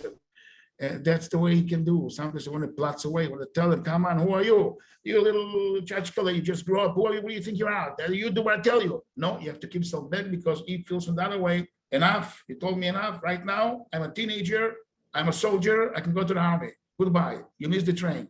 So we have to be careful. It's a very, very hard age and stage. And it's not so pushed. It's not so pushed yet. It's a very... And it's hard for the parent to make that transition. That's right. All the years he was telling him what to do. For the parent to stop, you have to be in a different...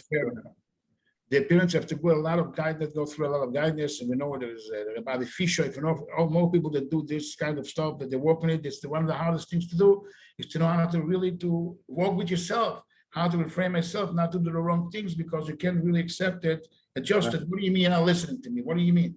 Yeah, it's a hard situation. Yeah. And here's a question that a teacher sent in. Rebbe, as a Rebbe and a teacher in a classroom, how can I cultivate self-esteem among my students as a collective class? Can I do it in class in general, or do I have to address each student individually, one-on-one basis?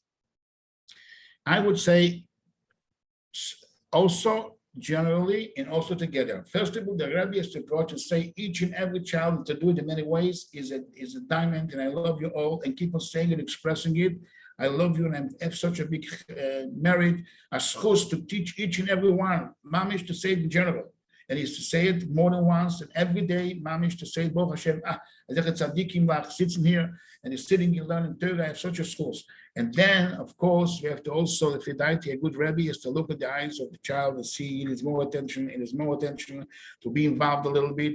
And I had this question many times, and Rebbe's kept on asking me, how can I do it? I have the 30 kids. How can I divide myself? It's not true, because the good kids get it anyways, because they get your attention, you learn with them most of the time.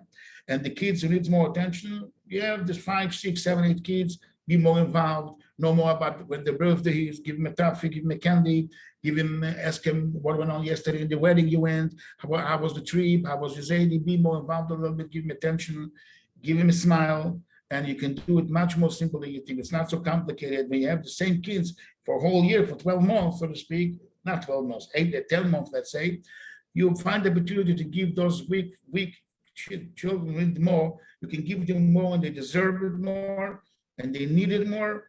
And this is your real mission. You have to do it. Yeah, it's not simple. You have to be a Rebbe, you have a chayas, especially to those kids who are not doing the best in, let's say, the academic stuff, in the learning stuff. They need more from you, and you have to do it. Yeah. Today, many teachers have a program that they focus on a certain amount every week, like 2 or 3 every week, so they know after a few weeks they cover the class. But also, whatever works. Whatever works, that's right. You need to know exactly what to do. And it's always very individually, but they definitely, I don't want to talk with Shinara, but many cases, they don't even look at the children. They couldn't care less. They come in, they a robot. He says it's sheer, he did what he did. We have a catch. What do you want? The weak child. I mean, whatever he does, he can't make it. He can't make it. What do you want from me? I'm not a tutor. Yeah. But it's not true. He has to find the good points in him, the good powers in him, and give him the right encouragement for whatever is capable. That's for sure. It's a big achayas. Rabbis have a big, tremendous achayas. They are builders, they're building, and they were tremendous achayas, no doubt. Hey, Shlome, let's go to the next live question. You're on. Hi, I think I'm the representative team here tonight. I have a question. Basically, I am very self-aware, and I know I have a lot of unique and highly valuable qualities, especially in terms of jobs and opportunities. And yet when these opportunities come along, I don't feel worthy enough of people's time, let's say, for networking, or worthy of taking up the job. I feel like there are other people way more qualified or better, and I'm not going to do the job properly. And seems like there's a lot of parents on here, so I guess I have 2 questions, which is, number 1, what can parents do to help their kids when it comes to pursuing their path in life, I guess, in terms of careers or jobs or just opportunities that they want to pursue? And for teenagers that are on here, how can we work through that of feeling worthy of opportunities going into the job with not a lot of knowledge because we're new in the job. If that makes any sense. Thanks. Yes, at the nature of all these kind of questions, it's a very individual question that we have to know what goes on, but and where it stems from. Why do you think you're not worthy? But let me tell you, still to give you in a general way, I would say to yourself, detach yourself from your own self and think about the job that has to be done. What would be the best way to do it? Let's say there would be somebody that thinks about himself that is worthy of doing it. How would we perform? How would he perform the best way? And then see if you can make the same, which means don't judge yourself. Don't go with you. Where am I? I feel not worthy. Let's say there is a guy, there is a different lady that can do it the best way. Why would you do it different? And imagine such a figure and say, I'm going to do the same thing as I recommend someone else to do it the best way. This might get you around a little bit, not directly around from the back door, so to speak, to do the best way, feel worthy. Because if somebody that is worthy feels worthy, would do it A, B, C, D, E this way, I can do the same thing, and then you feel that you're matching up yourself. Don't consume yourself so much, detach yourself from your own feelings and do it the best way that should be done and go into this mood. But again, it looks like a question that needs a more, I would say, individual understanding more what goes on and where it comes from. Why do you think you're not worthy when you do know that you're doing the job good? What makes you feel you're not worthy enough? This is something that needs a little bit more knowledge to get more knowledge from you, which I don't think it's the right platform here. Let's just think for a minute. If somebody is starting to go to work, Yeah, let's say he's, he knows accounting, but he's new. He just learned it. There's so many out there that are doing it for years. Why should he feel that somebody should hire him or her? Beginners. What do you tell for beginners? You tell them, okay, we were all beginners. Why should somebody want to hire me? I think the approach is to be very simple. As a beginner, what's the best I can do? Why would any beginner do the best? Don't put yourself that I'm already the expert. No, as a beginner, what's the best that's been required from me? Learn. Huh? I'm here to learn. I'm open. That's right. I'm here to learn. I know I'm a beginner. I'm not going to be different every month and everywhere. With the time, they become better and better and better. And I allow myself also to make mistakes and learn from mistakes. And of course, you have to be responsible, open-minded, and alert and aware of what you're doing, and be open-minded to criticism also, constructive criticism. They tell you, accept yourself in the real life. I am a beginner. So what? I don't have to do it. That's why they pay less. That's why they pay less, and eventually you build yourself up. Yeah. You have to be realistic, and doesn't mean you're not good. You're just a beginner. Some employees in general like beginners. They feel like they can train them a certain way. They're not stuck in their ways. They have more time with them. They're not looking right away to change jobs. And there's a lot of miles of beginners in general. That's right. But he has to be open-minded and be able to accept comments and not to be sensitive to every comment, because he has to know, I'm a beginner. I'm here to learn. No problem. Very good. Here's an interesting question. I'm a successful businessman in my 40s. However, I often find myself struggling with communication and meeting new people, getting out of my comfort zone. Is it possible that these challenges are connected to my self-esteem? If so, is it too late to repair it? No, it is nothing. No, it's of course you can. It's never too late. That's for sure. It's never too late. But I think it goes in a little bit. It touches a little bit the field of anxiety and stress. Not only low self-esteem, which is very much combined, goes together. But I think it might have a issue with feeling like anxiety attacks when you meets people, he has to approach people, like those people who can never go to ever leave the Torah. They're afraid to go up or to daven. It has nothing to do with this. It has to do with self-esteem, but also it's a different chapter that's called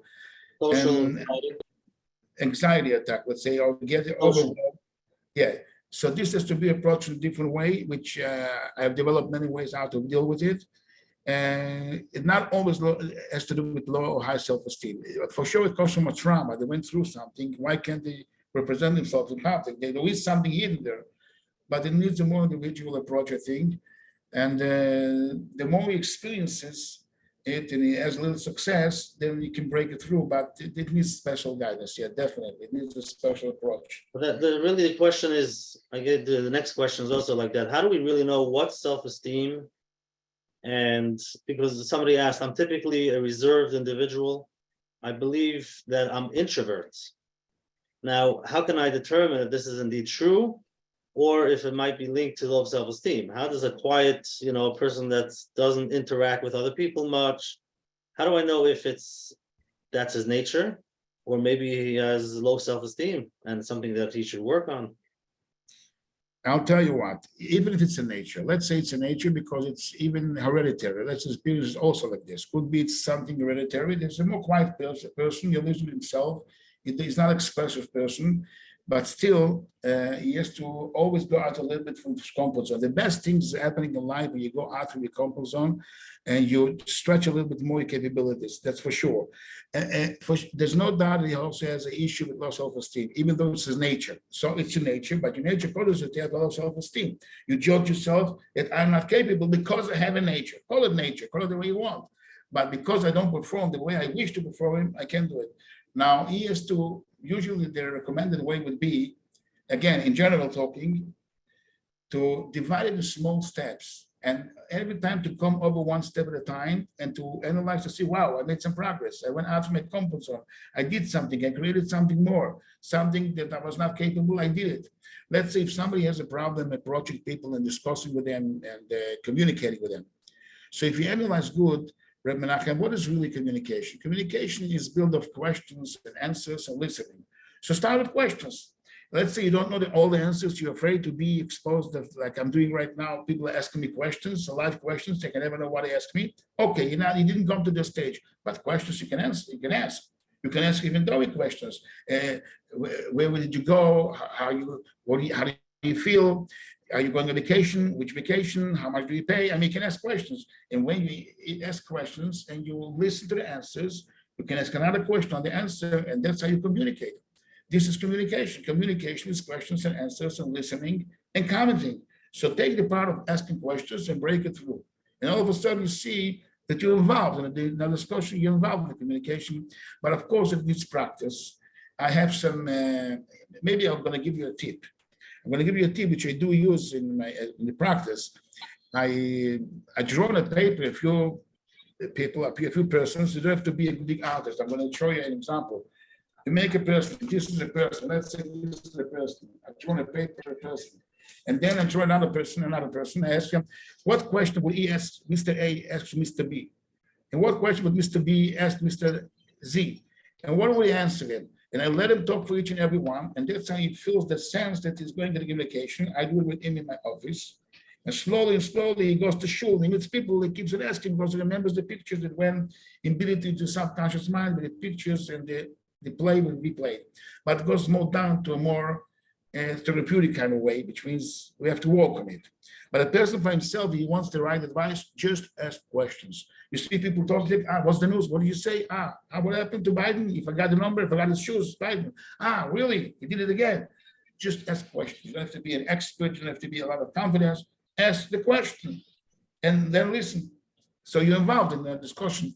Do something small that's uncomfortable. Yeah. Something small. Yeah.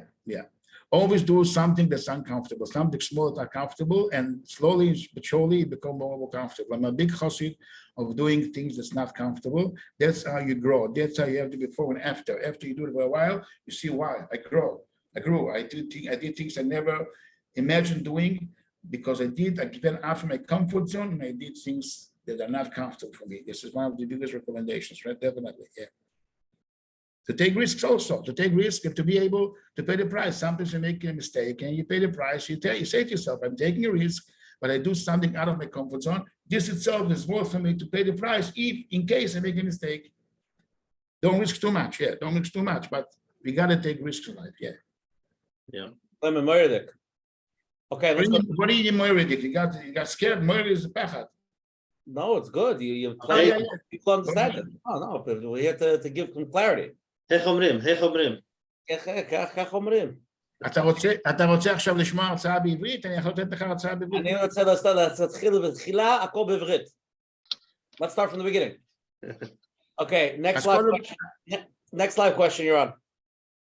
All right, thank you very much. So more recently, I'm becoming more aware of everything in general. So I have a hard time when people correct me or tell me that I did something wrong. I generally feel that I have to find an excuse to prove myself that I'm right, to prove that I'm right to them. Is that deeply rooted in low self-esteem, or can there be other reasons? Where should I go to try to become better at this? This is definitely one of the signs of low self-esteem. You cannot accept it. You cannot go ahead because somebody told me something. The sensitivity there, more than regular, is definitely a sign of low self-esteem. Definitely. A person with a high self-esteem, so he told me, so he said, so what? Otter gesagt, no, don't happy spile so much. He said, if you happy spile, if it's too much for you, you get like, wow, he said, definitely is one of the biggest indications of low self-esteem. There's no doubt. I mean, this is very obvious.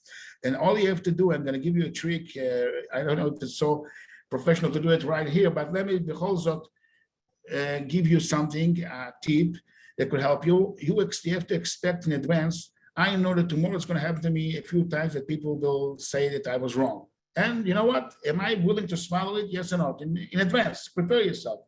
And you say, yes, you know what? Oh, so I'm going to say, fine, good, I made a mistake, so what? I'm allowed to. Give yourself a leeway to make mistakes also. You're a human being. You're not an angel, which means expect it. Expect always that they might tell you you're wrong, and maybe I'm going to fix myself, maybe not, maybe he's wrong, but okay, he has the right to say his opinion, and I shouldn't get so much offended because he said, because he thinks differently. So what? Kashem Shipartsu was saying in Shabbos, Kardir 7 in Shabbos, we all look differently, and nobody's going to be saying me, I'm the soul of Menachem. Yeah, I'm Shlome.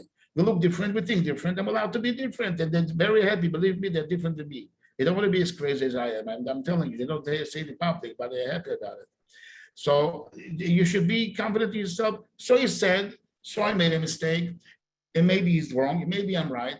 Which means in advance, don't expect to be always right and to have the saying that nobody's allowed to tell that they made a mistake.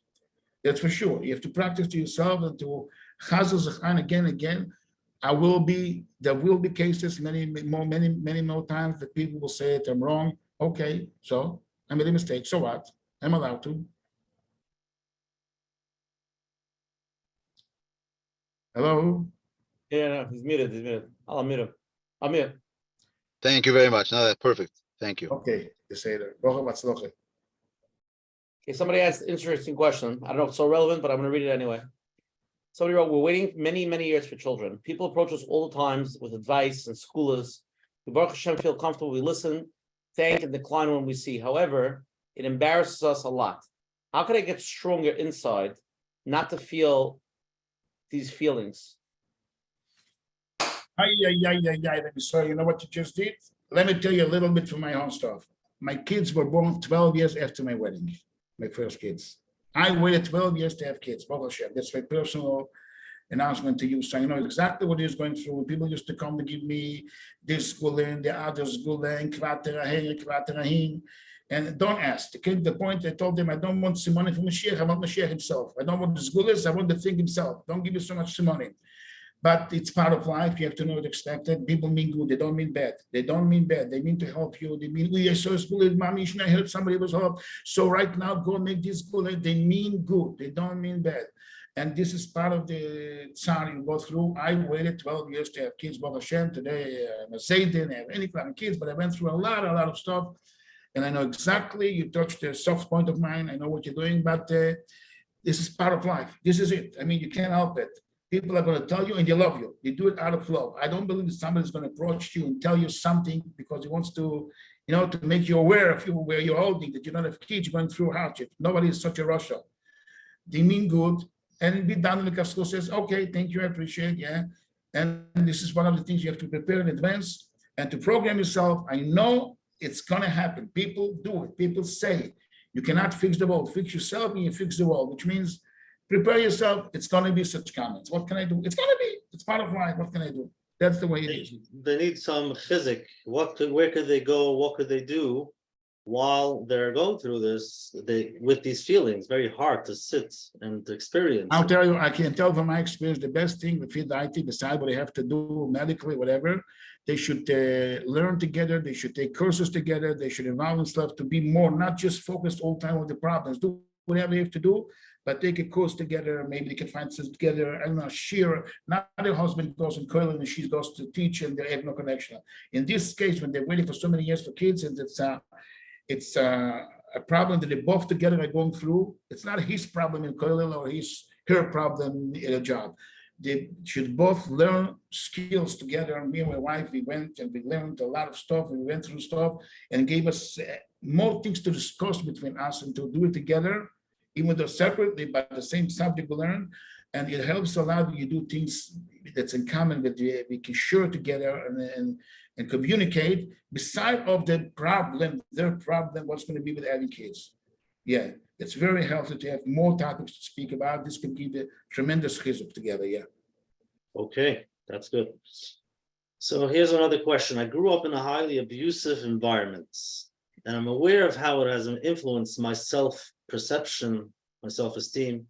How can I ensure that I do not pass on these negative feelings to my own children? And what are some practical ways that I can build my own self-esteem? Wow, it's a multi-question. It's one question, but it's a lot of questions and many aspects, but I'm going to try my best to answer it in this. First and foremost, I think you should adopt the meaning of loving yourself. Loving yourself. I love myself. How to do it, it's a little bit hard to perform it right now here, but there's ways to how you give yourself love. Let's give you an example. Let's say if you remember one of the things that you were suffering, you can just bring it up. Don't worry to bring it up. Don't run away because it's there. You cannot avoid it, and say, even though I went through whatever I went through, I still love myself. Keep on saying it. Bring on the picture again and say, even though I went through, I don't deny it. Don't live in denial because you cannot deny it. If it was strong enough to affect you, you cannot deny it. Yeah. And say, even though I went through what I've been through, I love myself. And sometimes you buy yourself even a book, whatever it is, because I love myself, because I went through this. I want to compensate myself. But there's many more ways how to do it. And not to give it over to your children. One of the best advice is, look how much it damaged you and say, am I stupid? Am I going to cause the same thing to my kids? I'm going to make sure my kids never to go through what I went through. This is more simple. The more complicated thing is how to heal yourself. How not to give it over to your children is just by recognizing how bad it is and how much you suffered and how much you don't want them to go through what I went through. This is more simple than fixing yourself. Fixing yourself, you need individual guidance. And sometimes, and definitely there's always hope. You can always fix up yourself and compensate yourself and heal yourself, give yourself love, definitely, always. And it's a challenge because when they stop, they don't love themselves, and it feels fake and it's hard to do it. I know, but sometimes you approach the method of fake it till you make it. There's no other way, and you have to keep them practicing and bidding all kind of commands and good affirmations in your subconscious mind. How do you do it exactly is not the right time here, but yeah, definitely that's what you have to do. Well, they should do positive affirmations. Yeah, positive affirmations is part of the things that are involved. Look it up. Yeah, they should look it up. Yeah, you should look it up. But yeah. Or reach out to Reb Shlomo afterwards. You can do this also, yeah. Here's another question that came in. Just a second. I grew up in an extremely challenging parent-child relationship environment. Dynamics within my parents' home were very unhealthy. Unfortunately, both parents weren't mentally well. Throughout my teenage years, I found myself taking care of them, lacking the parental support and the nurturing relationship that I needed. So she writes that she did get the support that she had. I'm grateful to say that I'm now happily married in a very healthy place. Considering that I did not experience a healthy parent-child relationship, what should I focus on learning now as a future parent? How can I grow to become a healthy parent, provide my children with the best care, support possible, despite not having experienced that love and support firsthand? So I guess it's the same question. But I think it's important to realize how the people, when they grew up, what they were missing and how can they give it to them now? Definitely, I think when you learn the topic and you understand what you're missing, you might be the best parent ever because you're going to make sure your kids won't go through what you went through. So take it as an advantage. I don't wish it for nobody, but after you went through what you went through, if that's the fact, take it to your advantage to become the best parent ever and to make sure your kids are not going to suffer what you suffer. This itself could give you a very good good feeling and compensate you, sorry, because right now I'm fixing over what I'm missing. You really feel, because after all, it's a child. The child is like a part of you. And you're giving here the love that you deserve to get. You deserved, and you didn't get it. This itself could be a great job. You can become the best parent ever. Yeah. And there's a lot of inner child work Yeah. person has to do and could do to start giving them slowly what they need. Exactly. And like you said, that they understand that they really experienced what their kids need Exactly. because they lack it. They can be they can become the best parents if they take care of it. Yeah. If somebody wants to add something, you want to speak now? Yeah, sure. So I was abused for many years, and how I know that I'm not passing on any kind of generational trauma, which is something that I think we as victims, survivors are always paranoid of, is that each one of my children are connected with good supports in their own life, and which means, you know, a professional therapist. And I'm in touch with that therapist all the time, together with my therapists, so that it's all coordinating, and it's all like, it's almost like a shmira, if you will, on something that so badly I don't want to pass on any bit of that toxicity that was given over to me. And like this, I'm really like, it's almost like an insurance, how that I feel so much more confident when I speak over to my therapist and to my children's therapists, and hearing the from the back door how things are going. It really just infuses me with confidence that I know that I'm not passing on any kind of abuse. So I just thought I would pass that on to the person who was asking previously. Very good. Very good. Anything you can help is good. Very good. Very good. Okay, Shlome, let's do one more question. We're going to go to closing, okay? One more question, okay? Okay, I figured this is your mumchos, reading and comprehension. So very, very basic question. My son is in 4th grade and he's struggling with his reading and understanding, comprehension. I sense it's really affecting him and his self-esteem. What do I do to address this? What's the first steps to get him to help? Like, what's the malach? You see your kids in school, you start feeling that he's struggling. What is the thing a parent should do? What's the right thing to do? I mean, this is what you do, so tell us. Okay, now you touch something. We need another 4 hours for this at least. But let me just, yeah, we still have to address it. So I want to tell you like this. First of all, the kid has to know that the fact that he has hardship in reading or reading comprehension, whatever it is nothing to do with, is not less good of a child, is the best child. He has a Kodesh Baruch Hu gave him a challenge, and he could grow up to be a big Talmud Chochem, with all the Havdil. I don't know if say Havdil was a Jew. Einstein was a dyslexic, couldn't read. Leonardo da Vinci was also dyslexic. Many scientists, they were dyslexic, and they came up to a very great performance, and they were big people. And I know Talmidei Chachamim, I know personally Talmidei Chachamim, they know a lot by art, but they can't really read till today's days. They memorize that today they figure out a little bit, but they do have dyslexia, and they give it out, and it's hereditary, the children have it. It's for sure the child has to know that there's nothing wrong on him. The wrong approach could be tell him you're lazy, you're not doing it good. He is not lazy, he has a hardship, his brain is structured in a different way. It's hard for him to accept symbols because the letters in reading is a symbol. It's a symbol word, like the A as a sound A, B as a sound B, and Aleph is also, it's a symbol that symbolizes a sound. And his brain doesn't get it in the first place. Usually he has to do with his left side of the brain, and it could be very creative. The right side of the brain, it could be a right brain there and a left brain there, if you know what I mean, the terms. And this is something that could grow up to be givaldic. Now, each and every child individually has to be examined, and it has to be putting a lot of effort. And this is it's a very individual question. It's about the approach has to be to give him a lot of love and compensate him and tell him you are the greatest kid ever. Nothing is wrong with you. You didn't break something, you didn't steal, you didn't kill, you didn't do. You're the best, you're the greatest. He has to get definitely compensation because he's not going to get it in yeshiva. In school, in cheder, he gets whoever knows exactly what the comments and Pasach and Aleph base is, gets more attention. He doesn't get it. So definitely he needs to get from other sources more love and more affection and more care. Definitely, but this is usually a case that has to be addressed individually. You can't just, be it's But in general talking, it needs a lot of support and a lot of love. Yeah, definitely. Okay, let's go to closing of Shlomo. I'm gonna start first, and then the Menachem, and then you. So again, first a good shkoyach to Reb Shlomo Bukshpan for coming on tonight and being mechazek doilam. Very, very powerful shkoyach, and Hashem, all the hundreds of people that were here tonight, and the thousands of people that listen to it, they should get the chizik, reach out for help.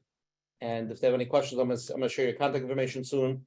Again, if anybody wants to join the WhatsApp to get it every week, to get the speakers, you can WhatsApp me at 848-525-0066. You can go to menachemberfeld.com, sign up for his emails, you get all the information over there. Again, anybody's here the first time, every Sunday night at 9:30 on the Zoom ID, we have different rabbanim, different therapists, the best of the best. Hashem, we're going to have Rabbi Yosef Greenfeld over here. He's the big Rav in Lakewood and Chestnut. He's going to come on. We didn't firm up the topic, but Hashem, he's an amazing speaker, so please join us next week. And again, everything's recorded. Hashem will be on menachemberfeld.com. If anybody has any questions, you can email Coach Menachem at gmail.com. Again, tonight's share is 147. So it's going to be recorded. It's going to be also be on the phone lines at 848-777-GROW. If you want to listen to it on the phone. If anybody wants to get in touch with Shlomo Bukshpan, his email is his name, Shlomo Bukshpan. It's SHLOMOBUKSHPAN at gmail.com. And if you want to call him, his number is 718-633-6767. Again, that's 718-633-6767. More than happy to help anybody wants to reach out to him. Again, thank you to all the advertising sponsors. Lakewood Scoop, Ellie Nader from 5 Town Central, Chayla Kaufman from JCN, and Reb Shlomo, again, thank you for coming on. We touched on a lot of topics tonight. We really did. We really went all over. But that's the way the share goes. This is the way it goes. We're open. Sichas Chavei, Meret. We speak it out. Coach Menachem, I'm going to go to you first. And Reb Shlomo, after 2 hours of giving the Olam Chizik, hundreds of people coming on to get self-esteem for themselves, for their kids. I'm sure you have a good word to tell them. So, Coach Menachem first. Yeah, I want to thank you, Reb Shlomo. Yeah, we did cover a lot, and it's a deep topic like we discussed. Self-esteem is something that's in the core of each and every one of us. Some are aware, some are not. The way we grew up, what the ideas that we picked up. But just one idea, that unconditional, some people claim unconditional love is Kim from the Goyim, but the idea of unconditional self-acceptance, unconditionally to be able to accept yourself, no matter your milas and your chesronos, whichever way you are, to be able to accept yourself. And the only way you can accept your child, no matter what they do, no matter what the outcome is, not based on anything, just accept them for the way they are, is only because I can do it for myself. And that's why many people have a hard time doing themselves based on the way they grew up.